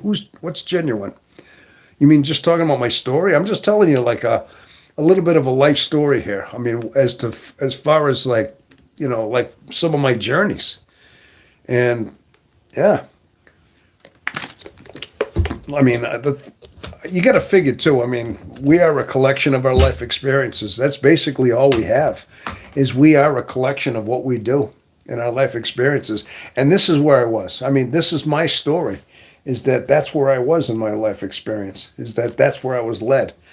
And that's what I got. But my point is if younger, troubled people, INFJs, introverted intuitives, who don't know their type, and they end up doing something like that, it could cost them. It could cost them dearly if they do make a decision like I made at a young age that would cost them their life, possibly. And so that's another reason. If people hear this and say, okay, all right, gosh, that's what it is. I'm going to look into this and just kind of figure my mind out a little bit here. That's all. Maybe I can understand this is my thinking process. That's all. Uh, oh. Albert, are you a troller? I hate to say that. Albert in San Antonio. I hope, listen, maybe you got a sense of humor. I'm not sure. I'm not sure exactly, but it's almost like you're trolling a little bit. But maybe, that's okay. That's okay. Are you a Republican or a Democrat? I tell you what, this show is not going to be about. See, I knew you were a troll. I got it. I said you're a troller. What does it matter? This show is not about that. This show right now, my show is not about politics. I don't want to bring politics into this. I really don't. This is about the MBTI. This is about my channel is called the INFJ Experience, and I'm about psychology. I'm about self-help. I'm about figuring people out. I'm about helping people, reaching out for people. I'm not about who's a Republican or a Democrat. All right? I'm really not. Now, I do have I do vote, but I'm not going to tell you that because I don't want my show to be steered down that. So I knew it. That sounds like you were a troller. I just said that before you put that up there. Okay? I hope you like my answer. Okay? And you know the DSM.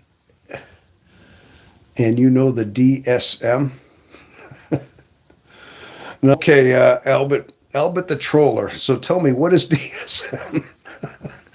Okay, but I'm going to get back to what I was talking about. Yeah, that's why the show is what it is. Okay, this is about finding the right MBTI types. This is about helping the introverted intuitives understand themselves. And I'm thinking if they find this channel and they reach out and they hear something and it resonates with who they are and it resonates a little bit with how they think, then that's what this is about. Okay? Not with a Republican or Democrat. Okay? This is not a political show. I tell you what, maybe you might want to check out maybe Dr. Turley. That would be a good one to talk about, right? Oh, so,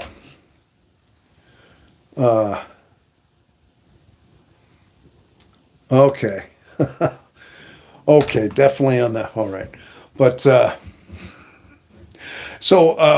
I guess maybe you're just kind of, you got nothing better to do or what, huh? Let me ask you something, Albert. Do you understand what the MBTI type is? Do you know what that is? Or is that something that is foreign to you? Is that something that is not your interest? I don't know. What is 4 or 5? I don't know. Sometimes a diagnostic static manual. No, 4 or 5. Oh, I don't know. Okay. I'm not sure what you're asking there. That's kind of, but no. But you're trying to pull me off. You're trying to lead me down an avenue that's not part of this channel. No, this channel is what I told you it is. That's more like it. If you have I cover a lot of spirituality as well. I mean, I get into spirituality, physics, metaphysics, animal nature, science, technology, things that interest us. The things that are interesting in that way, just like, certain things. I mean, personality types have certain interests and things like that we like to talk about. And like I said, this is for the INFJ thing, and we have certain things that seem to draw us in, and a lot of it is self-help. It's self-help, and it's finding more clarity in our mind and how we think and how we just process our mind and our thoughts. That's what this is all about. Okay? Yeah. But, okay. That's pretty much it, But, Okay.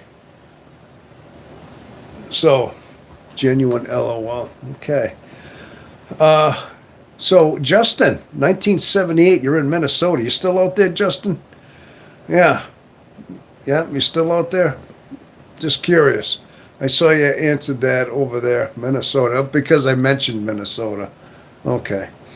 But, so is how many people are resonating? Did that they found this channel? Did they find an algorithm? Are there people that believe they have the INFJ personality type out there? Anybody? Or okay, all right, all right. Well, I guess that was my plug, though. I guess I pretty much said what it was.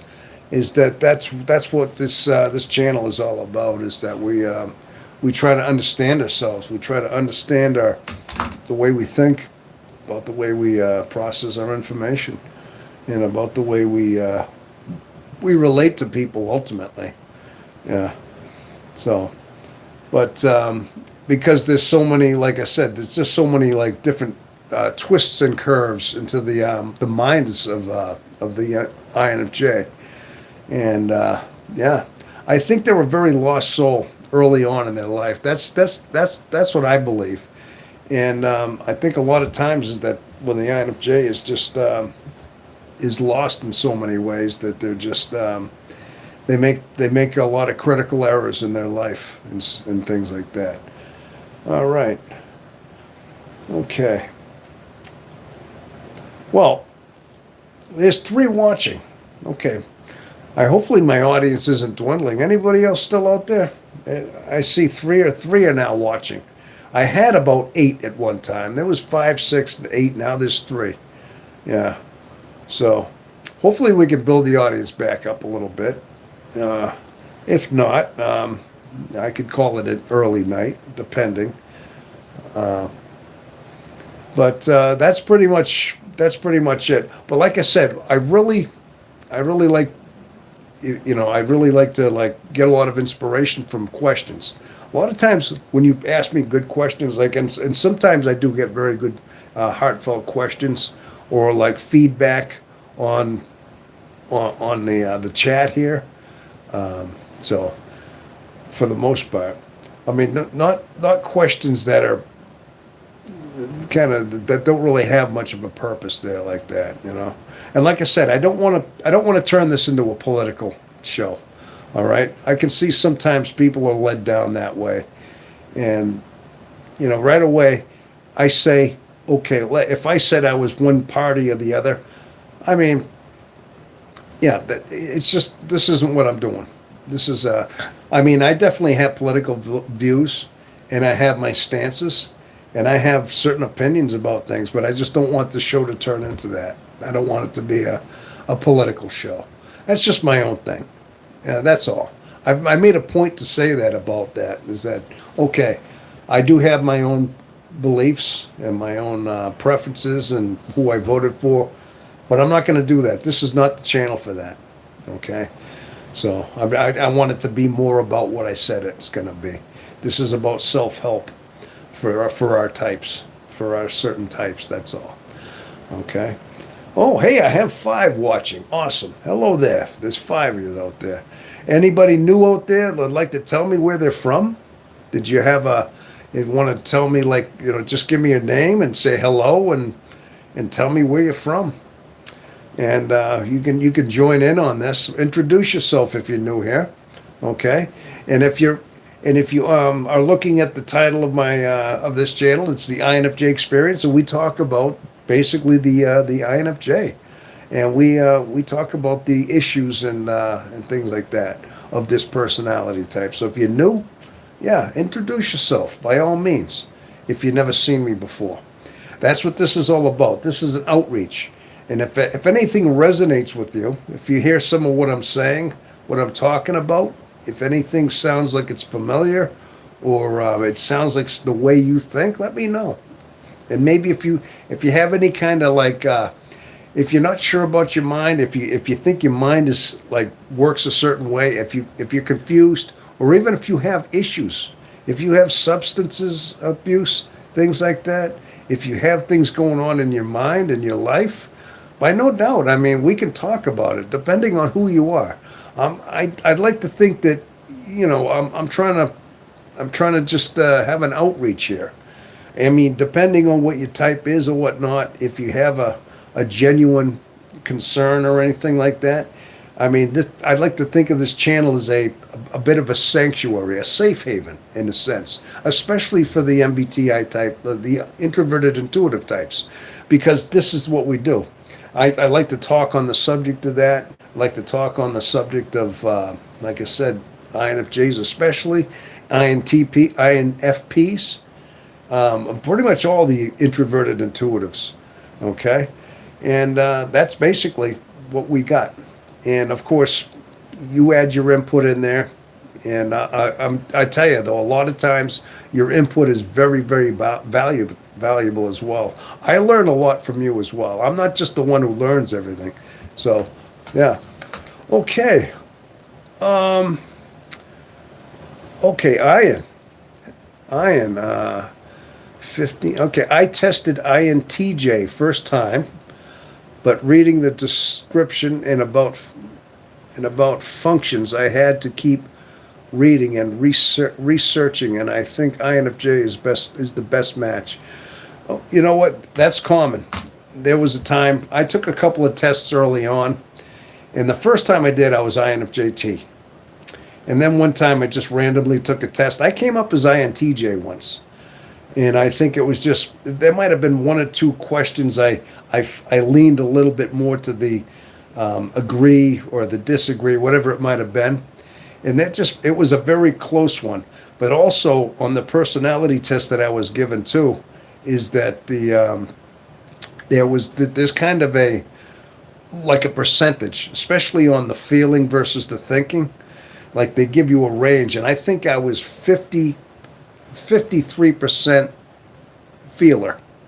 In other words, just slightly over the from the thinking, like by 3 points. Like I was almost in the middle, but just enough leaning over to the F side. That's what the test said anyway. So there might have been one of the tests I took where I was just a little bit more into the T side. So, all right. But yeah, that's common. That is common. I did the same thing you did. Oh, what do we got here? Okay, Albert, you're still trolling out there.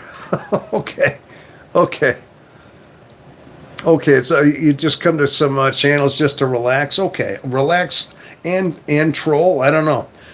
I don't know what all that other stuff is there. You have a whole bunch of names I can't really see. All right, but anyway, yeah, that's what we got going on here. So yeah, I would say that's common though, Ian, to test as a TJ. I did it once as well, and not only that, those two personality types are very very close. I mean, they get that one function that they flip, that third function. INFJs they have the dominant FE, while the INTJ has the dominant TI. Yeah, the TI. They're introverted thinkers. And then they have I guess their third function is introverted feeling. Wait a minute, was it extroverted feeling? I think it's I think they're. Oh man, I'm trying to remember if it's. Yeah, I think it could be extroverted thinking is the third function, and then introverted feeling is their fourth or something, or their third. But they have one thing. Those are the only two that have the extroverted sensing is their least dominant, is their fourth function, and those are the only two that have the inferior extroverted sensing that they have in common. Okay, okay, yeah, okay. But there, no, that's common. That's definitely common though. But but you seem to align more because what I did was if I came up a certain way, I was just starting to find out so much more about like a certain type, especially the introverted. Like I was looking at like videos and things, like coming up with all the basic understandings of like the INFPs and INTJs, all those ones that were just a couple off. I knew I was introverted intuitive. I kind of knew that.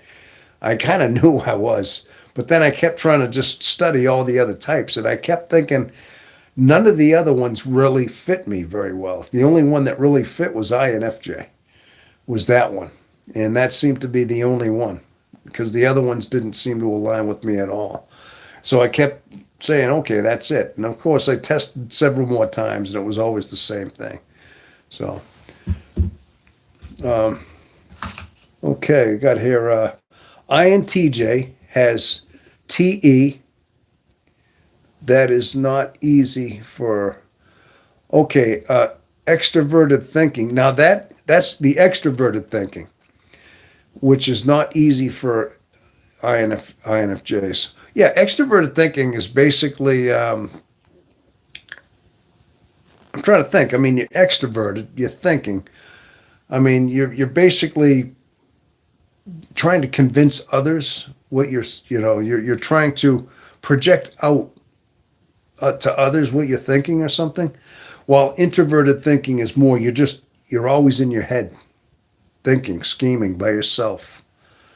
While extroverted, I think you're more apt to, you know, try to I think reach out and like almost like extroverted feeling is when you're trying to reach out, you're trying to connect with others in a feeling way. So extroverted thinking would be you're trying to reach out and think like you're trying to convince others. You're trying to basically you're trying to make sure people understand you. You're trying to like make sure that people know what you mean. I think is that what that is? I think it's something on that idea. But yeah, that's what it is. I know that, but those two functions are just backwards. But all the other ones they have are pretty much the same, except for those two are just switched. And that's one of the closest ones that they have. Yeah. But after that, yeah, you found out you're still INFJ. Yeah. But yeah, I would say that with with the INFJ, they spend a lot of time just. I mean, you would never know it. I mean, just the fact that it's just that when INFJs are in their mind, it's just that they're almost there first. In other words, that they could be talking, they could be in a conversation with you, and a lot of times they're looking through you. Sometimes they zone out. I do this from time to time. If somebody's talking to me, they could be talking directly at me, and you could be just almost staring through them in a sense. Especially depends on your focus, what they're saying, and a lot of times it's like you zone out a lot of times. It's almost like you have to make yourself focus. You have to kind of really pull yourself back, reel yourself back in, and like stay like in that extroverted sensing world as well. So many times, I mean, because we have that because of that inferior function, we have to constantly kind of reel ourselves back in to focus our tasks. I know, excuse me, I know that's what I used to do, or I still do that. In fact, at work, a lot of times, I do that quite a bit. I have to consciously make sure I keep my focus in so many ways. And I would think the INTJ is the same way. They have to make sure they focus on their extroverted sensing as well. Yeah. It really is amazing that somebody came up with a whole formula, how many people just have this whole thing. Now, of course, you've got the ES types. Those are your extroverted senses have that's the first part of their functions. The ES, like the ES FPs, ESFJs, whatever you want to call it, ESTPs. Those have that, but they're so laser focused in their extroverted world. They're very much in the now as well. They're not like long-term planners. They're very much in the now, because they're extroverted sensing. And a lot of times, I have a theory as too, is there's something to do with the nervous systems are different within different types as well. Like the ESTP is more connected with their nervous system in a coordination way. Now they're coordinated with their body because they're extroverted, so they're in the now, they're in the sensing of their extroverted world, very much so. And also they have their physical body, being that they're in this physical world, that they put a lot of emphasis into their strength. So a lot of them, a lot of them are physical, okay? But also their coordination. Their mind and their extroverted sensing, I think, gives them a heightened coordination for things. Like they're very good, they're quick, they're good at their reflexes, and they're good at the now. They're very good with the now. And so a lot of times I think those types, if you ever notice, a lot of them make the best athletes. They're usually the football players, basketball players, because they're the physical ones and they're right in that now, in the present. So they have to make decisions. They have to have good reflexes, and their mind-eye coordination, nervous system, all has to be linked in that way. Now you get the introverted intuitive. Now they still have a nervous system the same. They're wired exactly the same, but their mind is more linked in their emotional thing, especially the INFJ. Their thought is more like introverted, intuitive. They're very inward. And of course, their extroverted feels, they have the empathy. So they're picking up on, like, they can feel the emotions. And a lot of times they absorb these emotions. But the thing is with that is that their nervous system is wired that way. Not so much with the ESTP. ES types are more about their reaction, their physicality. Now, not to say that the INFJ doesn't have that, but they have a heightened sense in their nervous system to be able to detect, like I said, empathy. I mean, where else could it have come from? I was actually asking that question. Is it telepathy? When you're picking up emotions, when you're feeling emotions radiate from somebody, it's not like mind waves. It's not like brain. It's got to be something that your body is actually sensing, because you got to be in a certain proximity to somebody. Like, say somebody's angry and you pick up that emotion. It's almost like you're picking it up right through your skin, through your nervous system, in a sense. So you've got a heightened awareness through your nervous system as well, with the with the introverted intuitives. So even though everybody has a nervous system, the certain personality types have them more geared toward what they are. You see, if you understand what I'm saying. Okay.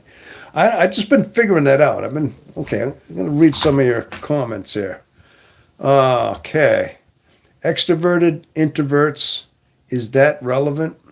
Is the mind like plasticity? Okay, Albert. If not, then we need to plagiarist okay. Albert, come on, you got to be a better troll than that, man. You're too obvious. You are giving me some entertainment, though. I got to tell you, I read that, I'm like, oh, come on. You're asking me my political affiliation. Listen, man, if you want to be a more clever troll, man. I mean, you're trying. I'll give you that. I'll give you an E for effort, but come on, man. Hey, Vamp Fox. It's best feeling. It's best feeling when you pick up their energy. And hello, Tom. Well, hello, Vamp Fox. How are you? Ian, exactly. INTJs can have a dead stare that seems emotionless. Yes. Hey, INFJs can have a certain lifeless eyes look too, you know. Have you ever seen my stare?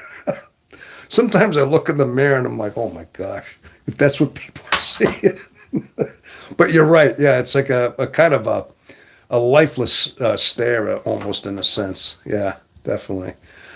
Yeah, but I mean, I think a lot of, like I said, the nervous system is wired a certain way, because where else could that come from? If you actually are absorbing emotion and you're feeling them, it's either, if it's not telepathy, if it's not ESP, if it's not mind waves, it's got to be nerves. It's got to be something you're feeling through your almost picking up like a radio signal, in a sense. But you definitely, there's by no doubt, you pick up emotions. You feel them. In fact, I was even saying that I was going to put a video out about that, how certain times INFJs, we feel surges in our body. I know I do. Like a certain emotion comes about, a certain wave can actually kind of surge through you at certain times. Like just for example, if you find like you listen to a song. I'm sure you have a certain songs that just have touched you. I mean, not literally, but I mean that bring an emotion to you. Maybe it's sentimental. Like with me, it's like I got a certain couple of songs that are like that with me. Like Hey You from Pink Floyd, there's something about that guitar, that spacey guitar, Hey You from The Wall. But it's got that certain hey you out there in the cold, getting lonely, getting old. Can you feel me? It pulls me in. It's like it brings out a certain emotion in me. But it's just a weird feeling, like, and it does it every time. It's like it's something about that guitar, that acoustic.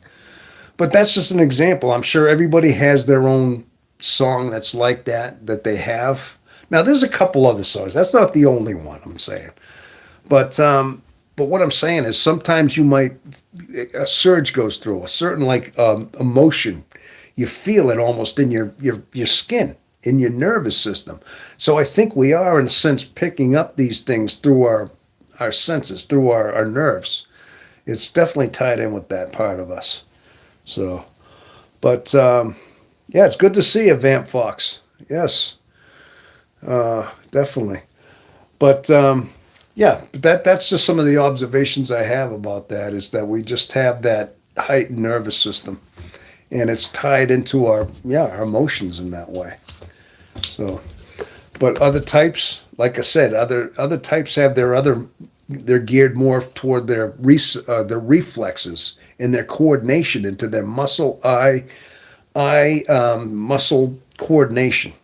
See, well, we're tied more into our empathy, and we're feeling more like emotional vibes, and we're reading a room in a different way, and we're almost picking them up through our nervous system. I mean, yes, we have our visuals. We're able to see certain things. We can see certain body language. We can see certain eyes. We see like facial expressions, tones of voice, pauses in speech, which may give us indications as to how things are going. I mean, even interactions in a room. I mean, we're wired that way to walk in and read a room that way, in that way. Okay. While other types, they have more of they read it differently. Like I said, extroverted sensor types, I think they have a similar way. They can read rooms in their own way. Like an ESTP will read a room and they'll get a good view in a room in that now, but they're probably not really doing it on an emotional thing. They're not feeling it. They're not really feeling the vibes, but they're kind of seeing it in like I would imagine it's more visual. It's more of the senses, and it's much more about the body language. It's more about the senses, but they're still wired into their in a different way.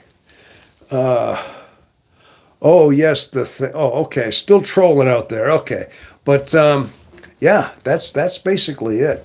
That's basically it. Well, well.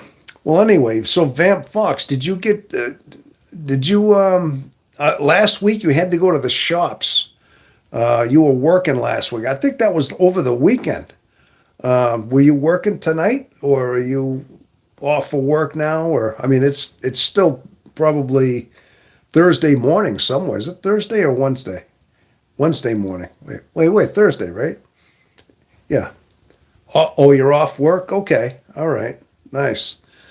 Yeah. I would imagine where you are, it's got to be probably, good gosh. I'm thinking you're like, what time is it here? Good gosh, it's 12:15 in the morning right here where I'm at. So I would imagine it's got to be 10 or 11 in the morning over there, something like that, right? Yeah.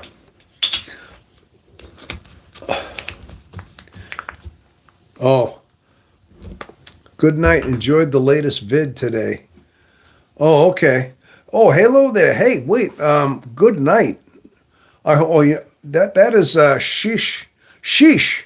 Hey, sheesh. Good night. Enjoyed the latest vid today. Oh, thank you. Oh, that was the one about, was that the one about love? I put that in there about love, and that had something to do with what I'm talking about on how we have a nervous system that's heightened, that we actually, I think I got a little bit into that from that as well. Yeah. Oh, 3:15 p.m. Okay, Vamp Box. Yeah, I knew it was I knew it was either late morning, but 3:15, and it's already Thursday afternoon for you. I think it just turned into Thursday here. Or yeah. INFJs in relationships. I'm struggling with one now. Oh, 13 Ret 91. I believe yes, 13 Ret. I do remember you we talked before. I think that's a familiar name. So tell me, what's going on? Do you want to talk a little bit about your struggles in your relationship? I mean, I mean, I could. Thank you. I mean, I know yeah, relationships can be yeah, they can definitely be a struggle. There's no doubt. Yes, I do, my kind sir. Well, listen, if you wanna talk about it, type something in. What's going on? Are you are you a man, a woman? I would imagine. I don't know. I'm just see. I don't know all of this from some of the handles. I don't know exactly, but tell me. I mean, oh, okay, all right. I kind of thought so. I wasn't sure. I kind of had that idea, but I didn't want to assume it. But what's going on? Why are you having a relationship issue? So, anything you want to? And if anybody else wants to chime in on this and offer some sound advice, not troll advice, good advice. Okay, I have to say that because okay, I got to tell you though, a lot of times when you're in a relationship, it's got to be. I mean, listen, I'm not the. I've been in a few. I've been married for 20 years. I've had my share of relationships. I'm not really a good long-term relationship guy. I can honestly tell you that right now. Personally, I mean, my relationships don't last a whole long time. I mean, 20 years was my marriage, but I'd say a lot of those years were not good. We were together because we had a son we were raising and things. Okay, I'm dating an ENFP girl at the time. She's been kind of snarky, and sometimes I react instinctively because of my self-preservation mode. She usually can be kind of domineering. I think she's an EFPA. Listen, you know what? As a man, okay, we have to have certain standards as men. Okay, I'm going to talk to you man to man. Okay, this isn't, this is just, you know, a lot of times we have to set certain standards. Now, from what I understand about women, now I'm not saying this directly, but a lot of times women test men, and they will see what they can get away with from us, and they will do things, and they will play with our mind too. They'll tease us. They'll say things. They'll have little digs. They'll tease all the time. And a lot of times they'll try to see how much you will take. Now, at the same time, I can honestly say to you that your need for your own self-respect and your own dignity has to supersede what you're willing to take from her. And if you think that in any way the relationship is she's getting that way or she's trying to one up you, and if any way it's draining and and she's toying with you, either address it.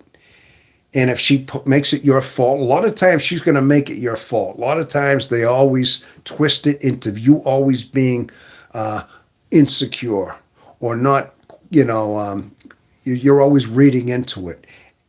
You see what I mean? It's always going to be your fault. And a lot of times you might have to be willing at some times to, you're an INFJT. Yeah, so am I. Yeah, I'm the same way. But you also have to maintain a certain level of dignity within yourself. And if you have a domineering woman that's snarky, as you say, And I mean, and if she's willful, you might have to consider, is it worth it? I mean, maybe you're getting affection, maybe you're getting intimacy, bedroom intimacy, whatever it may be. And I know that's very alluring.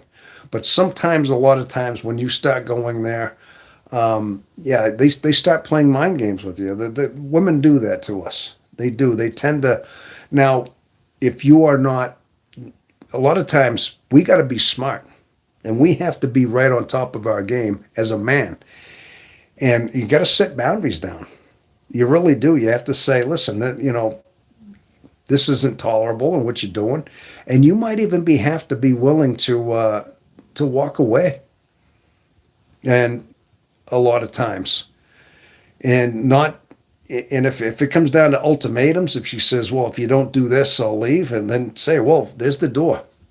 You almost have to have that mindset where your dignity, your self-respect is more important than that relationship and what she's doing, and especially if it's draining you. If you feel like this snarkiness and this domineering is any way draining you, or she's trying to get an advantage, is it really worth it? You're an INFJ, and you're probably an introvert, and I know you're susceptible to draining. And from my own standpoint, as this man, before I even knew it, relationships drain me deeply, especially women that are very domineering, especially women that are like that. Yeah, they do. They've drained me, and especially the ones that play mind games, that just throw little digs. They might talk about their ex-boyfriend, or they'll bring them up and they'll laugh about it. Little digs, and they do this just to see a reaction. And yeah, women do this to us, and they're trying to toy with us. The best you can do is either match wits, and just let it be known you're not going to tolerate it, or let her know that you see what she's doing, even if she tries to put it all on you. But it may come down to a point where, is it really worth it, because you're being drained by it. Okay, if you feel like it's draining you, it's probably not a very good healthy relationship. Okay. All right, I gotta see, but I hope I helped out a little bit. I'm an INTJ. Yes, it could be that the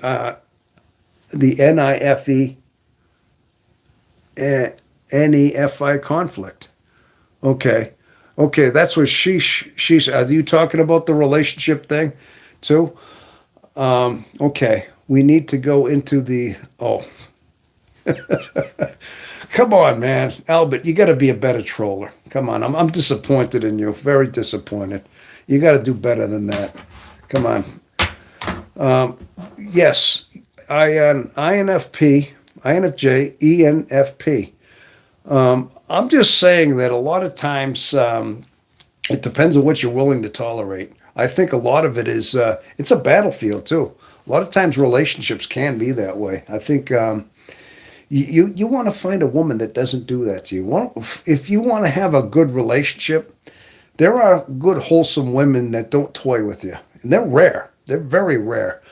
But you find one that maintains your peace. If you find a woman that is all about just disrupting your peace, your internal peace, that's not a good one. That's not a good relationship there. You're going to, because it will never be peaceful. And it's probably just, it's going to end up tearing you up at some point. Okay? I mean, that's just my take. You asked me for a little bit of advice. You got to take all this into consideration.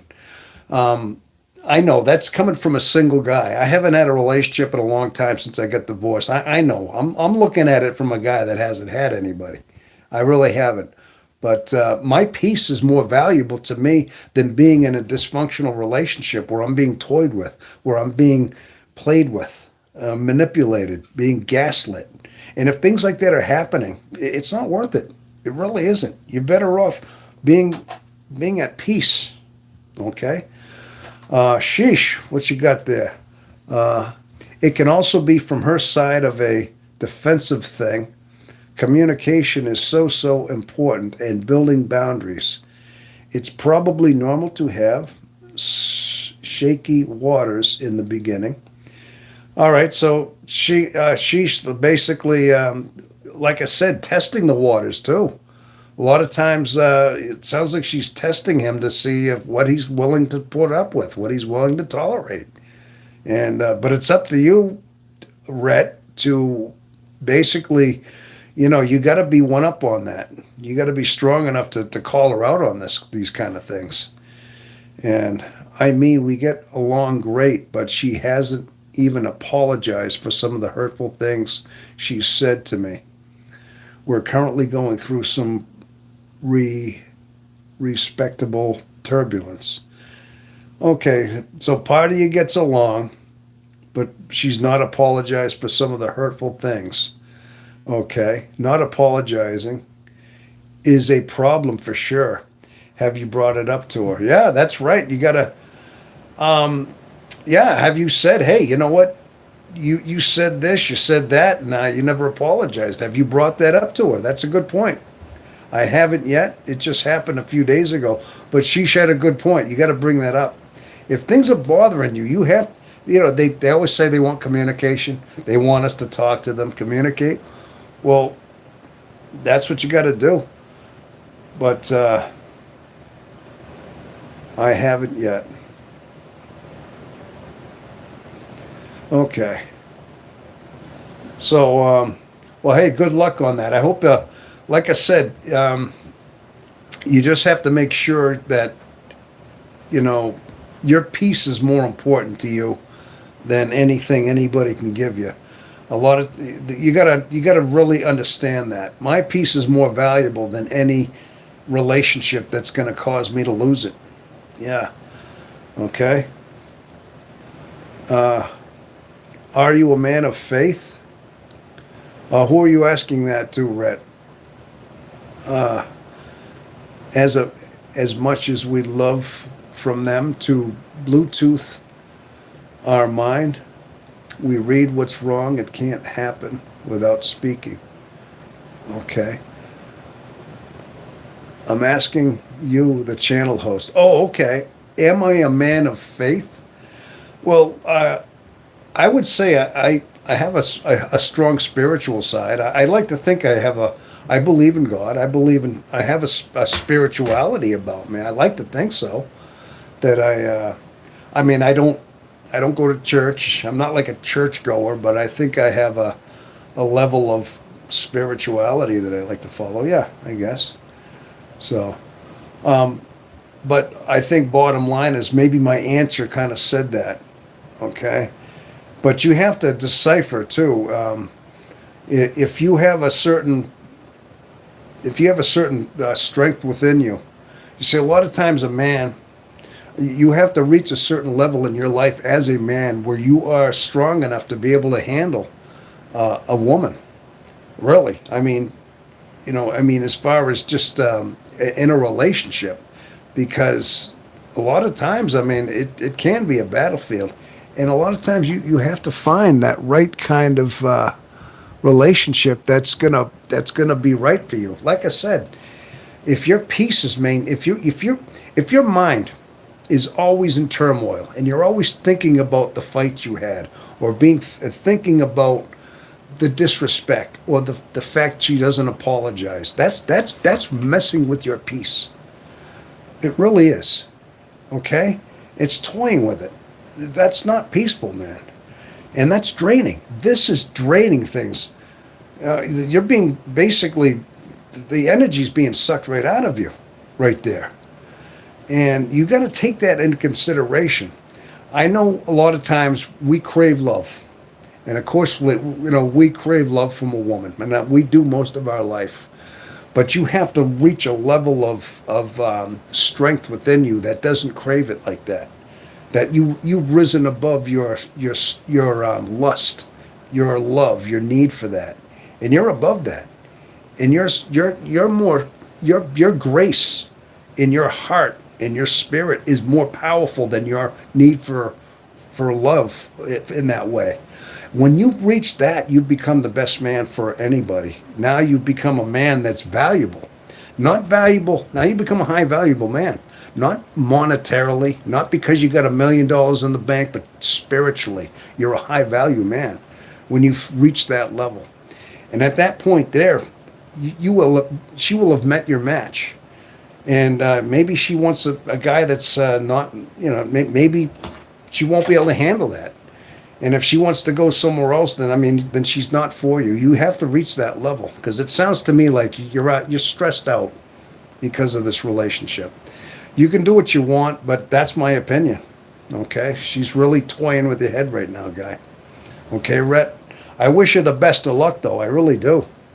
Love is a Battlefield. Great song. Oh yeah, Pat Benatar. Absolutely. Would you say don't be un unequally yoked? Would you say don't unequally yoked? Well, I don't know. Yoked. What do you mean by yoked? Do you think if it weren't me, she'd do the same to anyone else in my shoes? As long as somebody's willing to tolerate it, yeah. If that's what it all comes down to. They can really mess. They can really mess with your head, especially from like I said. It sounds like you're in a lot of stress, though. This is definitely zapping your peace.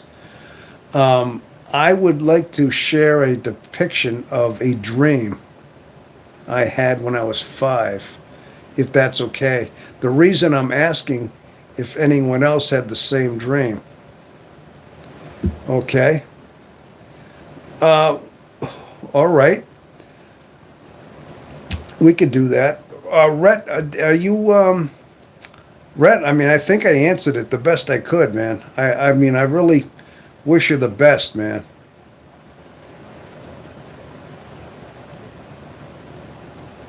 Oh, yeah. Oh, I see.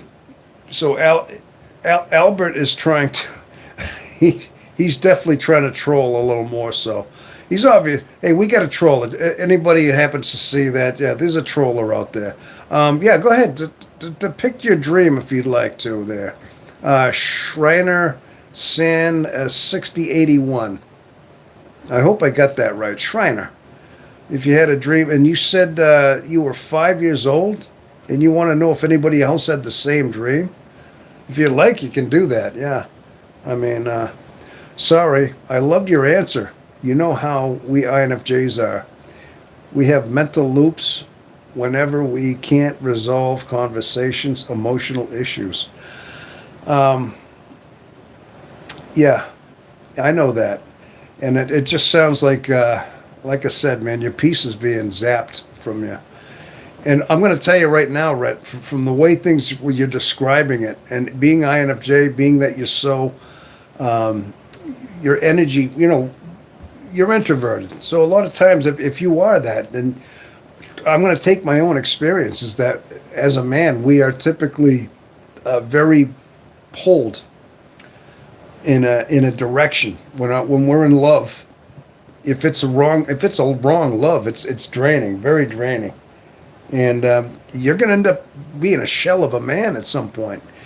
Especially, I mean, I can only guess. So you just be very careful.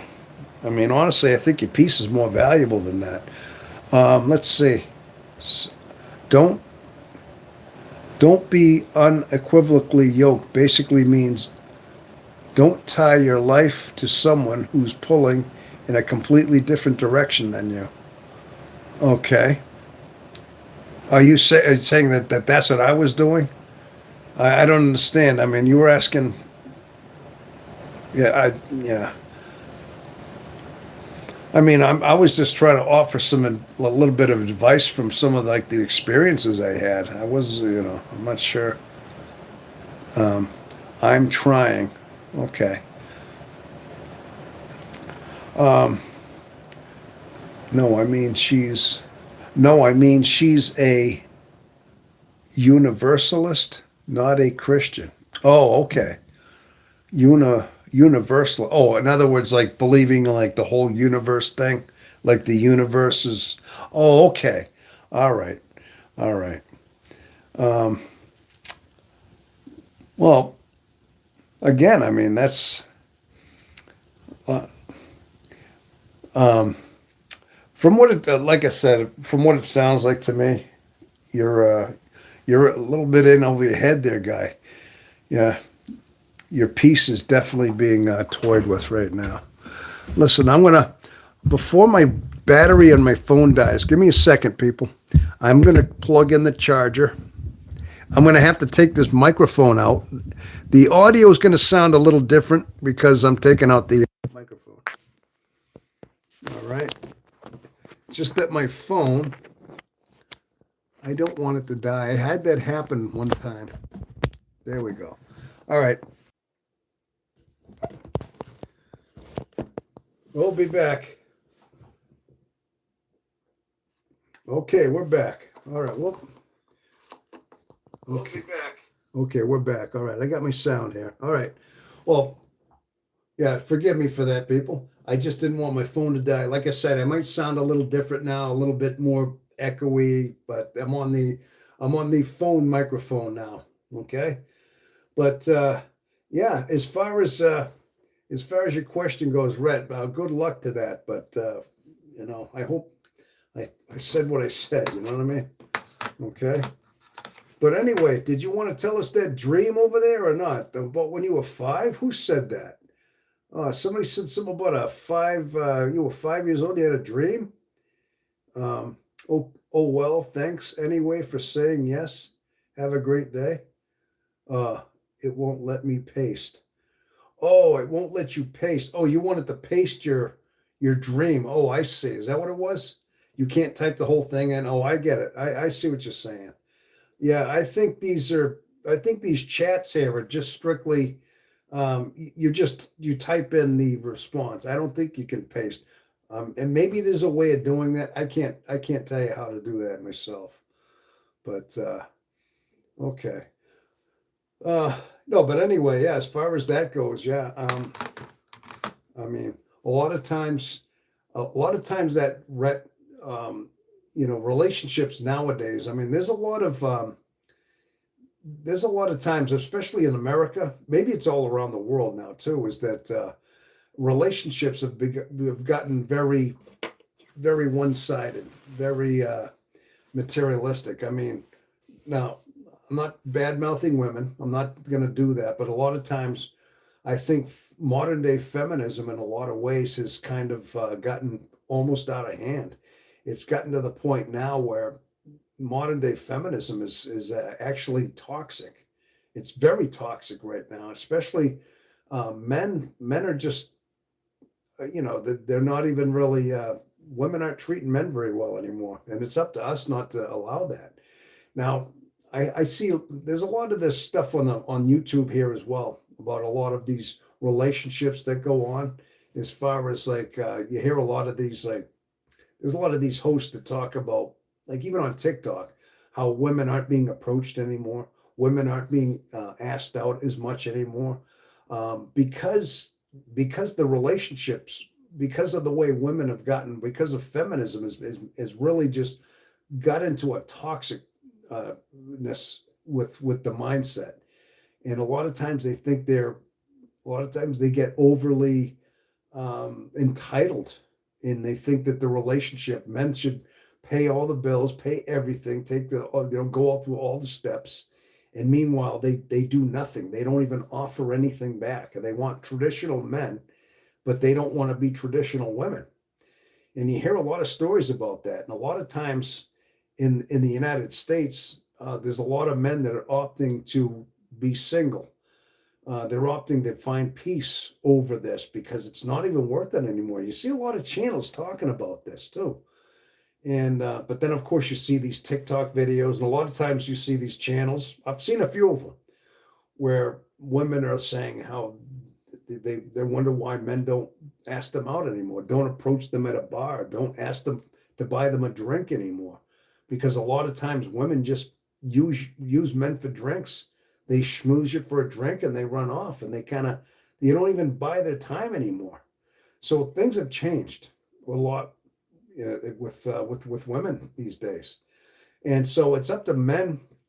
Men have to men have to have their own set of standards as well. We can't just expect it to be. I mean, there has to be somewhat of a standard that we set for ourselves as men. that we're not going to accept certain tolerant behavior just because somehow we need it. No, we don't. We can have our own strengths as well, and I think that's what a lot of times is. That's why men aren't approaching anymore. And then of course you had that Me Too movement where women were starting to falsely accuse men of SA of just falsely accuse them of just approaching. They could say, "Oh, he offended me by just approaching." Then he had certain women that were calling the cops because a guy said hello to her, and then all of a sudden it's like the cops are showing up because she said basically he tried to she twisted. So a lot of times that was going on. So these are repercussions too. There's a lot of repercussions too with what's going on in the whole relationship world right now with women and men. So um, I know I got a little bit away from the okay. In my opinion, dating world is very superficial nowadays. Yes, you're absolutely right, Shish. Nowadays, people are afraid to connect deeply. Huge gender wars and trolls, etc. Feminism in internally was initially was responsible for unjust treatment, but it okay definitely derailed from its original roots. Absolutely, that's what I'm saying. You're right, and there's a lack of animus development. Young talked about it a lot too. Okay.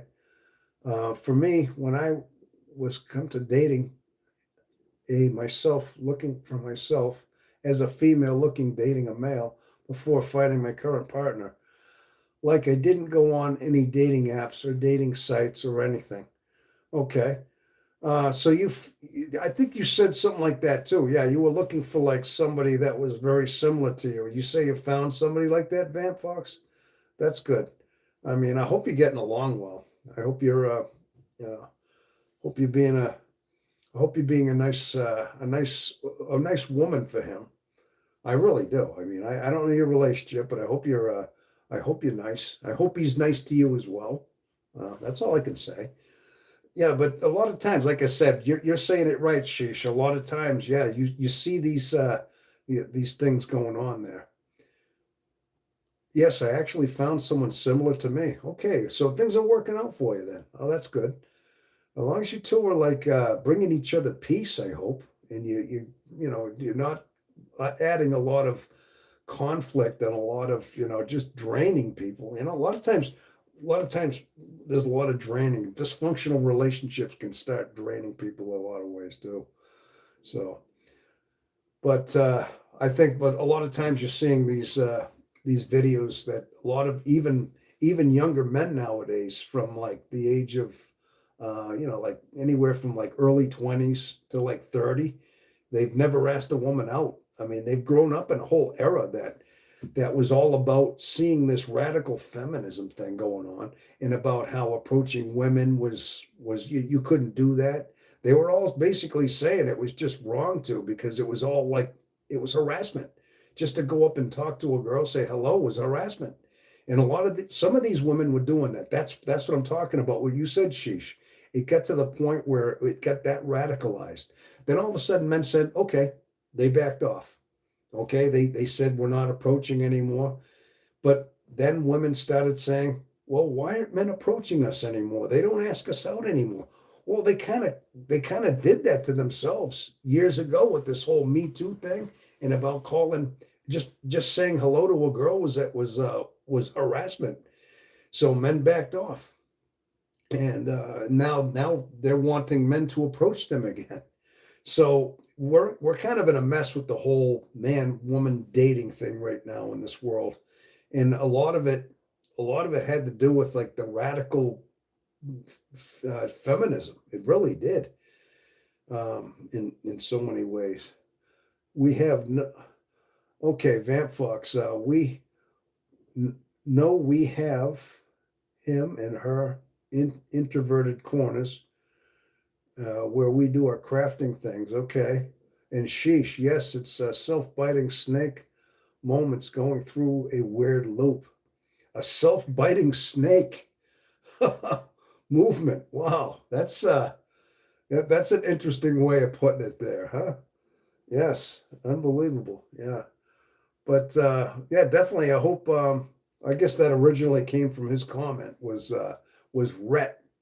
Yeah, you still out there, Rhett? I hope. Okay. Shisha R. O. Boros. I'm not sure what that means. What is it? That's like a one word thing, whatever that is.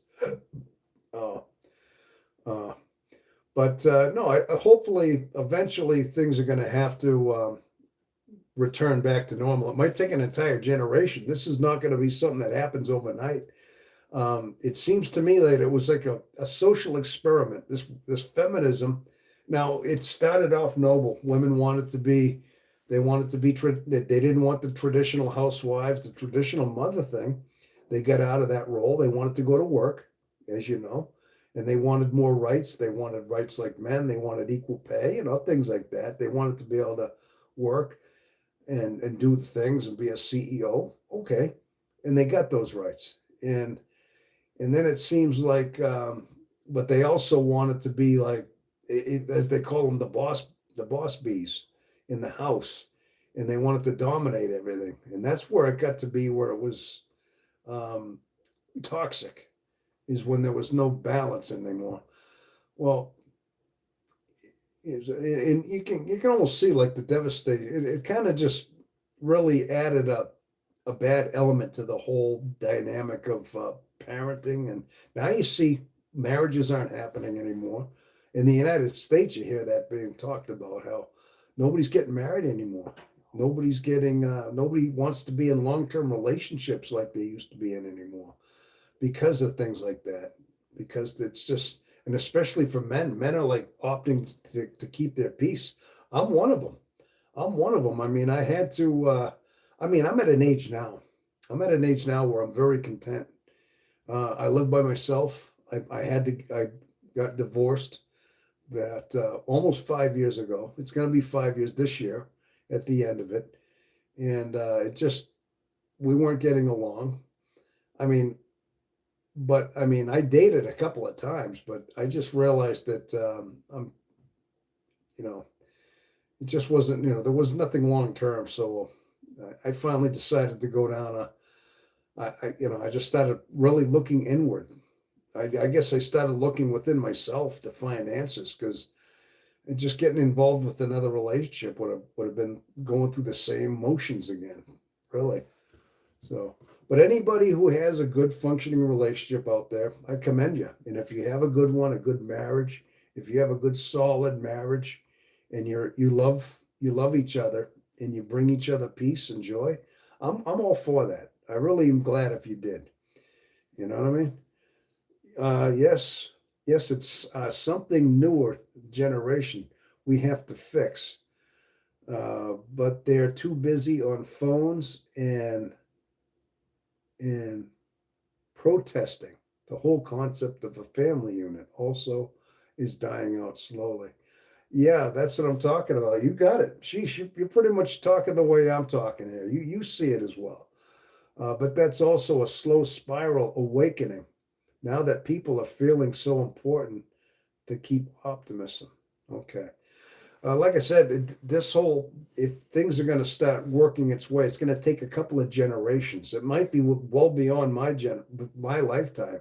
If things turn around and start being, more traditional, if they realize that the more traditional roles return, it's going to take a couple of generations. It took a couple of generations to bring it to this point. It's going to take a couple to bring it out of it as well. How do you keep your center? Um, Rhett, how do you keep your center? Uh, it's a very good question. I think a lot of times you just got to stay. You got to stay focused. Meditation is very good for that. Um, that's all. I think by meditating and finding a center. I've talked about meditation on this show, on this program before. Just finding that stillness within ourselves. I mean, I try to do that at least once a day. Like when I go to bed, I close my eyes. I try to find a nice. I try to find like like that stillness in my mind. And I try to get out of my thoughts. My thoughts are always swirling in there. I try to make sure that I get out of them because, we're overthinkers. As INFJs, this is important. I talk about that swirling thought process that we get caught up in. And a lot of times that's where we are. By practicing meditation, finding a center, an eye of the storm in a sense, the eye of a hurricane, and our spiritual mind's eye. When you meditate and you separate from your thoughts, you're able to you kind of live there. You kind of start living in there. And a lot of times you're just things that we're born to know, things that you're born to understand and how you live just emanate from there. That's how you find it, basically. That's how I keep my center. I have a lot to learn. I just, I think I have quite a bit to learn about things. But that's you're asking me a question. I try to meditate at least once a day when I go to bed, at least close my eyes and do that practice. I'm gonna have to put out. I did put out a video if you're interested, Rhett. It's on my channel. If you're interested, it's an older video that I put out about 7 months ago. It's called Meditation, and it's in one of, if you cycle down to like the early inventory, like the bottom of the page, you'll see it just says meditation. It's a picture of me like sitting in a chair with my eyes closed, and I go through the steps of how to meditate. If you're interested in watching that, and that's a way. And it's about becoming aware of your body, closing your eyes, finding your mind's eye, getting out of your thoughts, like I said before. Um, along with just prayer. And not only that, Rhett, you got to face yourself at some point. You got to go through your spiritual awakening at some point. I'd like to think at some point we have to go through that where we find our authentic self. A lot of times we have a certain awakening that we have to find. Basically, it's spiritual, but it's a painful journey. It's not an easy one. It's it's facing. It's like almost exposing yourself, whatever loneliness you have within. Typically INFJs, we're alone in our head. We feel isolated, and a lot of times that's where we are.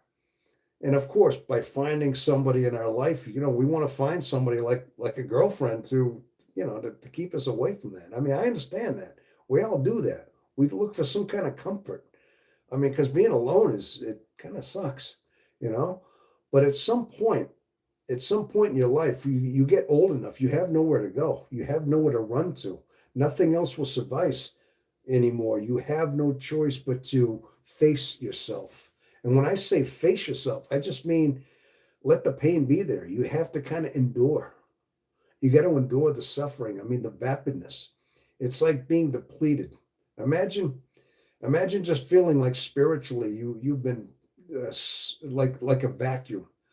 For some reason, God, he goes through a test. When you go through a spiritual awakening, it's like God tests you, and God will make you feel more vapid and more alone than you'd ever imagine to see what you can endure.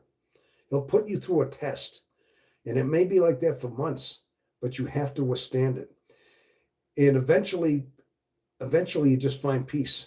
Eventually it just lifts from you. And all the thoughts, all the chaos that was in your mind, all the things that pull us, as INFJs especially, we're always pulled in all different directions. Our mind, our isolation, our FE, everything's pulling us and confusing us. We have a very complex, confusing personality. And when you go through this awakening, when you endure it, you come out of it just realizing that you found peace, and then all this chaos in your mind goes away. You still have thoughts. Yeah, you're still there, but you have control of your mind. A lot of times you need to go through that as well. But that's part of that's part of my my centering as well. But I think that I've gone through that. I know I have, because there was many, many months where I was going through it, and then finally it lifted. It was like the clouds just went away. Those dark clouds were gone, and I felt a sense of peace and joy that I can't explain. A lot of people have been alone, and the silence is very common. Yes, that's right. Yes, I am guilty of that. Okay, I'm trying to catch up on some of your comments, people. A lot of them came in. Okay, Vamp Fox. Yep, Vamp Fox, you found somebody. Sheesh. Yep, the snake biting. Okay, I remember that. It's something newer generations have, but they fixed. They're too busy on the. Okay, saw that. But they're also slow spiritually awakening now that people are feeling so important to keep optimism. How do you keep centered? Okay, I'm reading that too. Count five things you see and staying grounded helps. Oh, okay, count five things you see and staying grounded helps. Okay.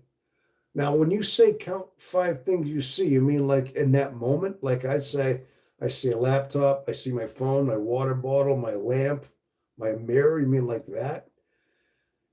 Like, in other words, you saying like just keeps you in reality. I think, is that what you mean by that, Sheesh?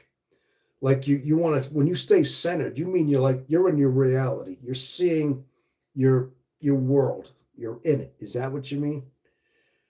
Um, a lot of yes, it's a great exercise to get out of your head.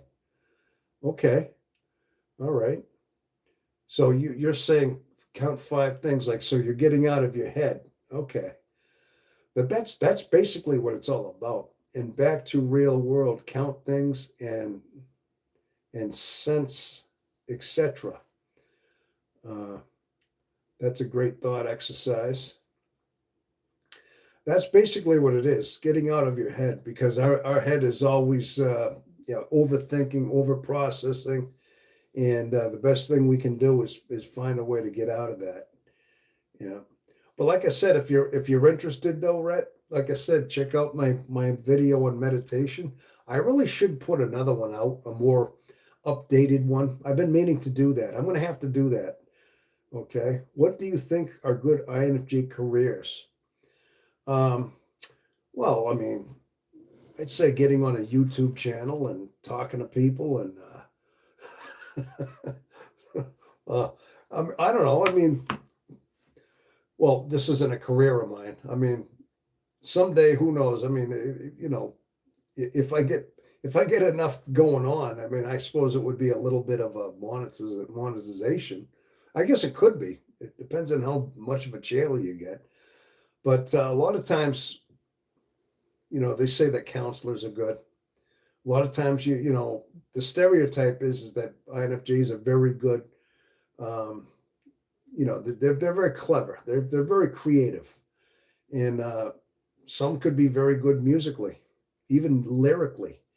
I would say, if anything, I mean, they make good performers. Um, they have a certain feel for like music. A lot of them actually do. And then, of course, you have a lot of them that would make good, like I said, therapists. Just good, like, you know, because they enjoy helping people. That's part of what they are. They feel the need to like just to help out. So they make good therapists and things like that. Um, some might make good, like, depending on nurses. I mean, because they're like very hands-on, they might make good nurses and things like that. I mean, but they're dealing with people all the time. They're dealing with people that are sick.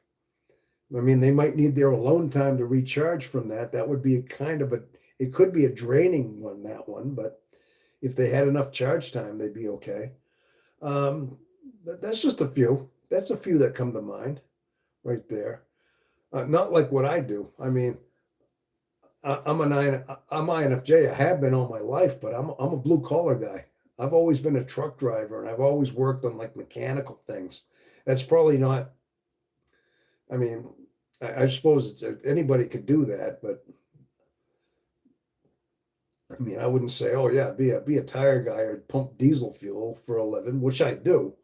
I mean, I'm just being honest with you. That's what I'm doing right now, but that's not quite my ideal thing. But I think all those other things that I listed were.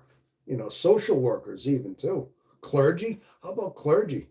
If somebody was like a clergy, like a priest or a minister, somebody that worked in like that kind of thing, those would be good ones too. I'm a social worker, so as far as it's been very satisfying. So I think it's anything that feels like you are your personal calling. There you go. That's a good one. There you go. Sheesh has a good one. I got to tell you, Sheesh, you're very he's really adding a lot to the whole thing. He's yeah, I could tell. You got good answers. He's got very good answers, and yeah, I could tell you're a social worker. See, so I was thinking that too.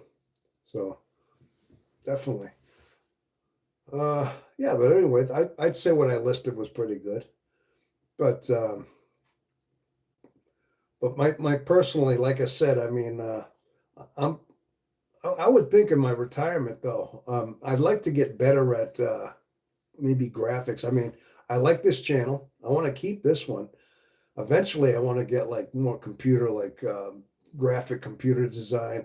I'd like to start maybe getting another channel. Maybe not necessarily an MBTI channel like this. Maybe a different kind of channel, and do more like videos. Videos that are more in a niche that I'm like familiar with, things like that. I mean, but eventually I'd like another channel. But this one here is always going to be.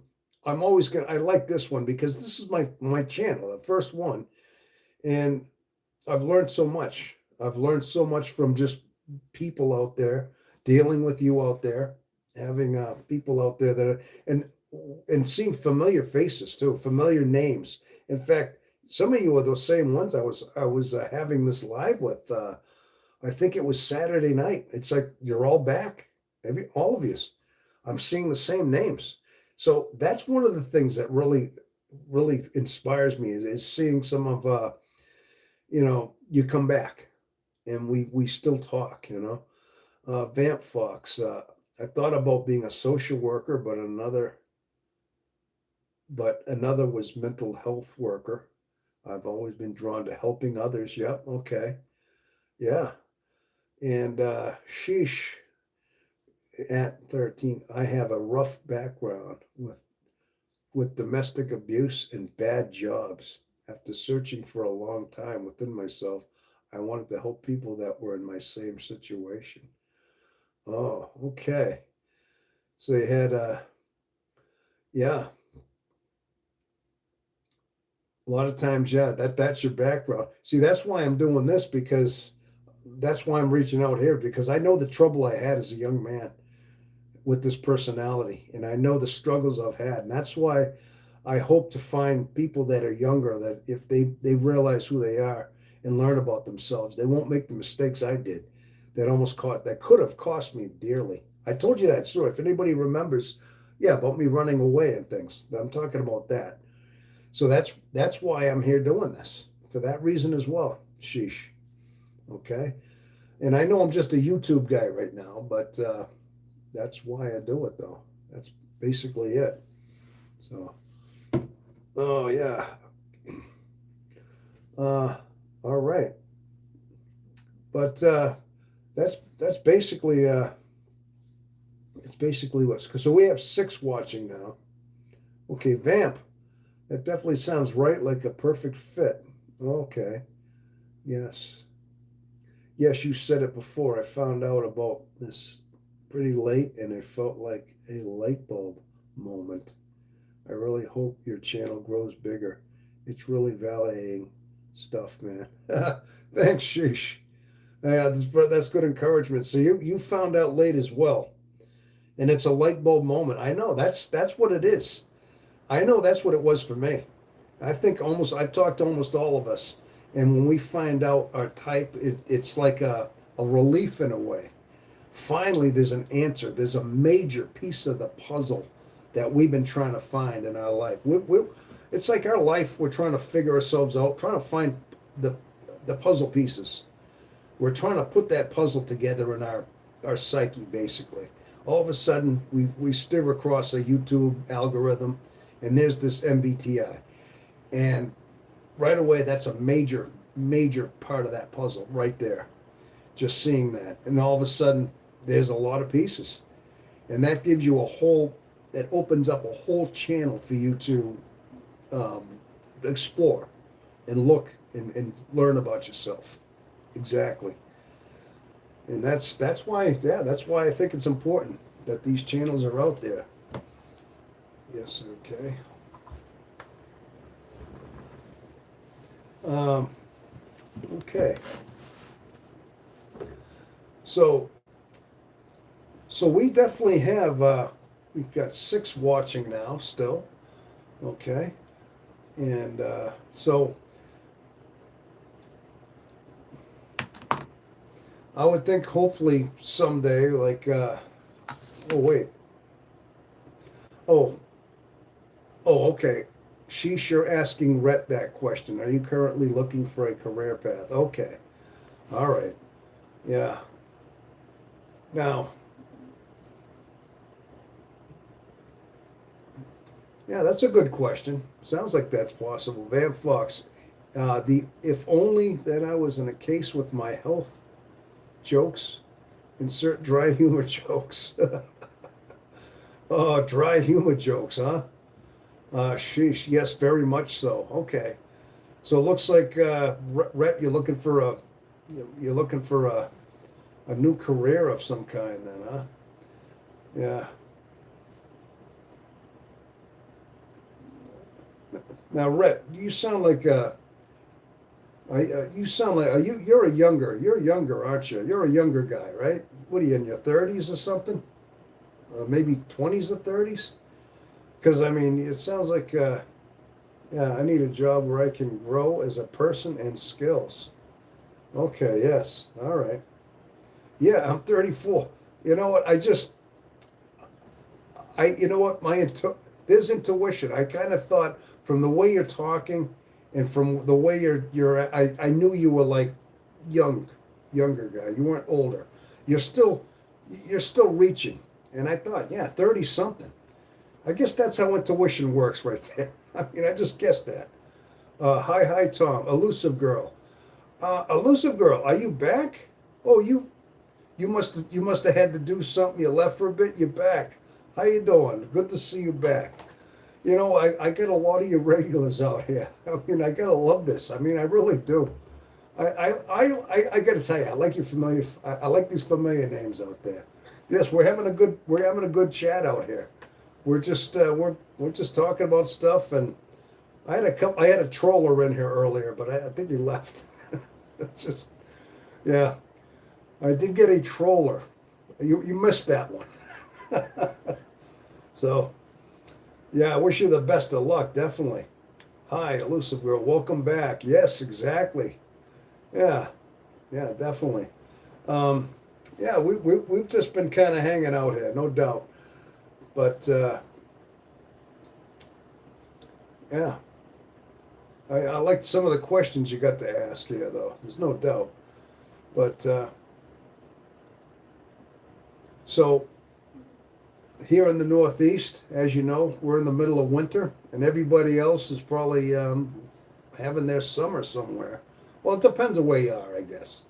In the UK, I think they have a. If anybody, I think Red. Are you from the UK, or are you from? I'm sorry, somebody was from the Ashish. Aren't you from Israel? If I remember, Ashish. If I remember right, Israel. If I remember from the last time, and Vamp Fox. I believe you are from. Yes, I remember. I see. I'm trying to remember all of yous. In Vamp Fox, I believe you're from. You're from Ohio, USA. Okay, Red. Okay, cool. Ohio, USA. And I know Elusive Girl is from New Zealand, and Vamp is from Australia. So you two are neighbors. And two are friends over there too. That's good. Yeah, and it's a rainy season there in Israel. Okay, yeah, that's awesome. But yes, Vamp Flux. Yes, see, I try to. That's why I like to make these connections. I like to know where you're from, only so I know. I have a connection, and I can kind of visualize. I guess part of me wants to visualize where you are on the earth in my little mind of mine. It's like, oh, vamp bugs. Okay, all right, Australia, and I know, and then New Zealand. I know is the islands next to Australia. I mean, because I've always had like a good geography. I've always loved geography. I guess that's part of what it is. So that's what I ask people where they're from. So I can kind of, I'm imagining this globe, this world, and so I kind of piece where you are.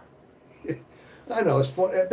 Maybe that's corny. I don't know, but that's why I do that. You know what I mean? Yeah. Oh, okay. Elusive girl. I'm back pruning and weeding the garden. Now ready to plant and grow. Troller. They don't last long in the real game of life. They just drive-bys, Tom. No worries. Yeah. No, I know. It's just. Yeah. I get that. Yeah. I kind of figured out after a while. Just a troller. That's okay. Yeah. Oh, so I take it you're pruning and weeding. So I take it, is that your personal garden or is that what you do for work? Do you work in like a landscaping business or a gardening business of some kind? I wonder. Or is that personal? Something tells me you do that for work, I would think, right? Either way, that sounds like good work though. It's fantastic. Okay. Yeah, that sounds kind of cool. Now, yeah, you're from New Zealand. Now, from what I know about New Zealand, that's a beautiful, beautiful island. It's like, I mean, yeah, I mean, I've seen some like a lot of movies are filmed there. As a matter of fact, I heard that most of the Lord of the Ring trilogies, those movies back in the '90s and 2000s, were filmed in New Zealand, and they kind of gave it. I know it was all about Middle Earth and all that, but some of the scenes and everything were just really beautiful and everything. Like it's just a very beautiful island group that's over there. So yeah, I mean I'm just going by what I remember, what I read from things like that, and I do know it's a British call, uh, Hob, Hobbiton, Hobbiton. Yeah, really. There you go. Yeah, yeah, but I know it's a yeah, I know it's what was I gonna say? Oh, you taught me the capital. Gosh. Oh, what the heck was it? Uh, oh man, I should remember this. You told me the capital, and oh, I should know this too. I have a beautiful garden, and it's a beautiful time of year. Heaven on earth. Yeah, there you go. There you go. Yeah, there's something about like the beauty of just like plants, especially like flowers, the colors. It does something to our senses. I mean, and not only that, I mean, plants, I think, are empathic in their own sense. I mean, a lot of times I think plants respond to positive, if you have an upbeat personality, if you have house plants, they do better when you are happier, and they do less happy if it's an unhappy home, they don't do as well. I think plants are like that. They're almost empathic in a way. I mean, it's really hard to prove it. All you can really tell is like how well they do. And but they respond to of course, the sunlight, the water, the fertilizer you give it. But also, I think they do have a certain response empathically. I know what else. Yeah, and I'm sure you're going to tell me that's true, right? Elusive girl. Yeah, but that's just my impression is that I've heard that they're like that. They respond to like positive energy plants. They absorb these things, and why wouldn't they? I mean, they sense vibrations. They're living things, and they do have senses. I mean, they respond to that, and they grow better. They look richer, healthier, lush, more lush when they have a positive environment around them. Yeah. Another fun fact: plants are also release stress chemicals when injured or harmed by insects. Okay, stress chemicals. Um, yes, yep, we are under the monarchy. Oh, all right, under the monarchy. Oh, you have a monarchy there, and you have a king and a queen, and oh wait, under the British monarchy. That's right, you're still under the British monarchy of King. Now it's King Charles, right? Is that what you mean? Yeah, I knew that they were founded by, and so is Australia as well. Yeah, yeah. I know the United States. I mean, we were at one time. Yeah, we're one of the few countries that actually had the Revolutionary War back in 1776, and we basically didn't like the British at the time. They were kind of tyrants to the colonists in the United States, according to the history books I read. And so the Patriots didn't want any part of it. So yeah, they basically kicked them out. Yeah, we went to war, Revolutionary War, and gained independence. Yeah, yeah. Elusive with Tom, you always talk about energy with me.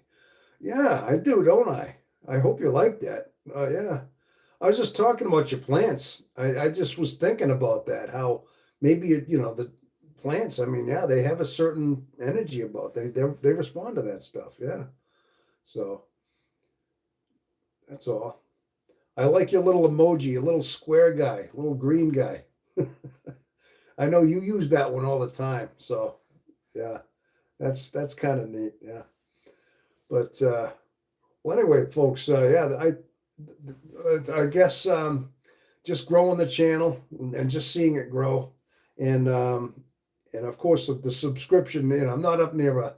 I just got over a little over 1,000 hours of watch time that are current.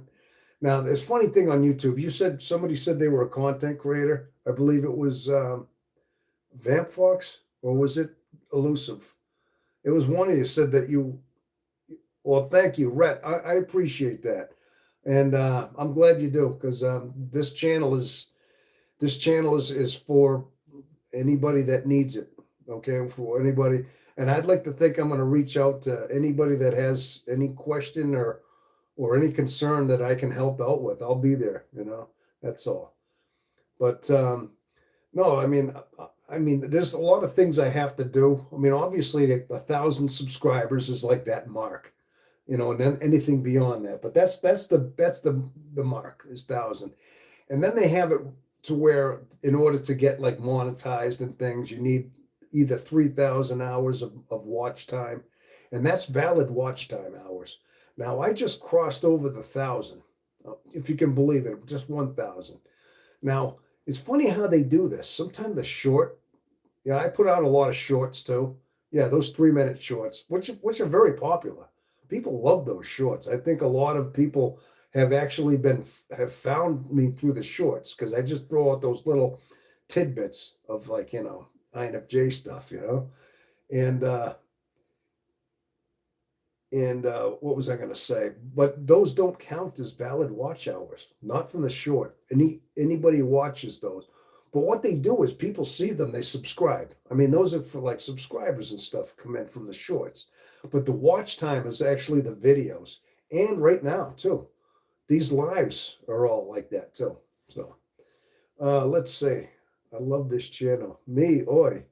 Oh, okay. I'm glad you do. Yeah, I'm not sure how YouTube's algorithm works, but it seems like Shorts works really well, but consistently, consistently, consistency definitely help. Yeah. I used to be a little more. I've been putting out one or two a week. I used to put out about four a week, or 4 or 5 a week. I've tapered off a little bit. I mean, sometimes I'm running late. And I used to do them before I go to work. I throw a short out there, and sometimes I want to make a good one, and I'll start recording it, and then I'll flub it up. Oh, and then I'll do it over again, and then I look at the time. It's like, gosh, I don't even have time to do this, and then I got to go to work. Sometimes that happens. So, but it all depends on when I do those. Okay. Yeah, but it's funny how YouTube works, though. I mean, it's just got its own. It's got its own way of like running its network and things like that. But yeah, of course, the 1,000 mark. I mean, 775, not quite 8, but it's climbing. You figure that's 75%. That's almost exactly 75% of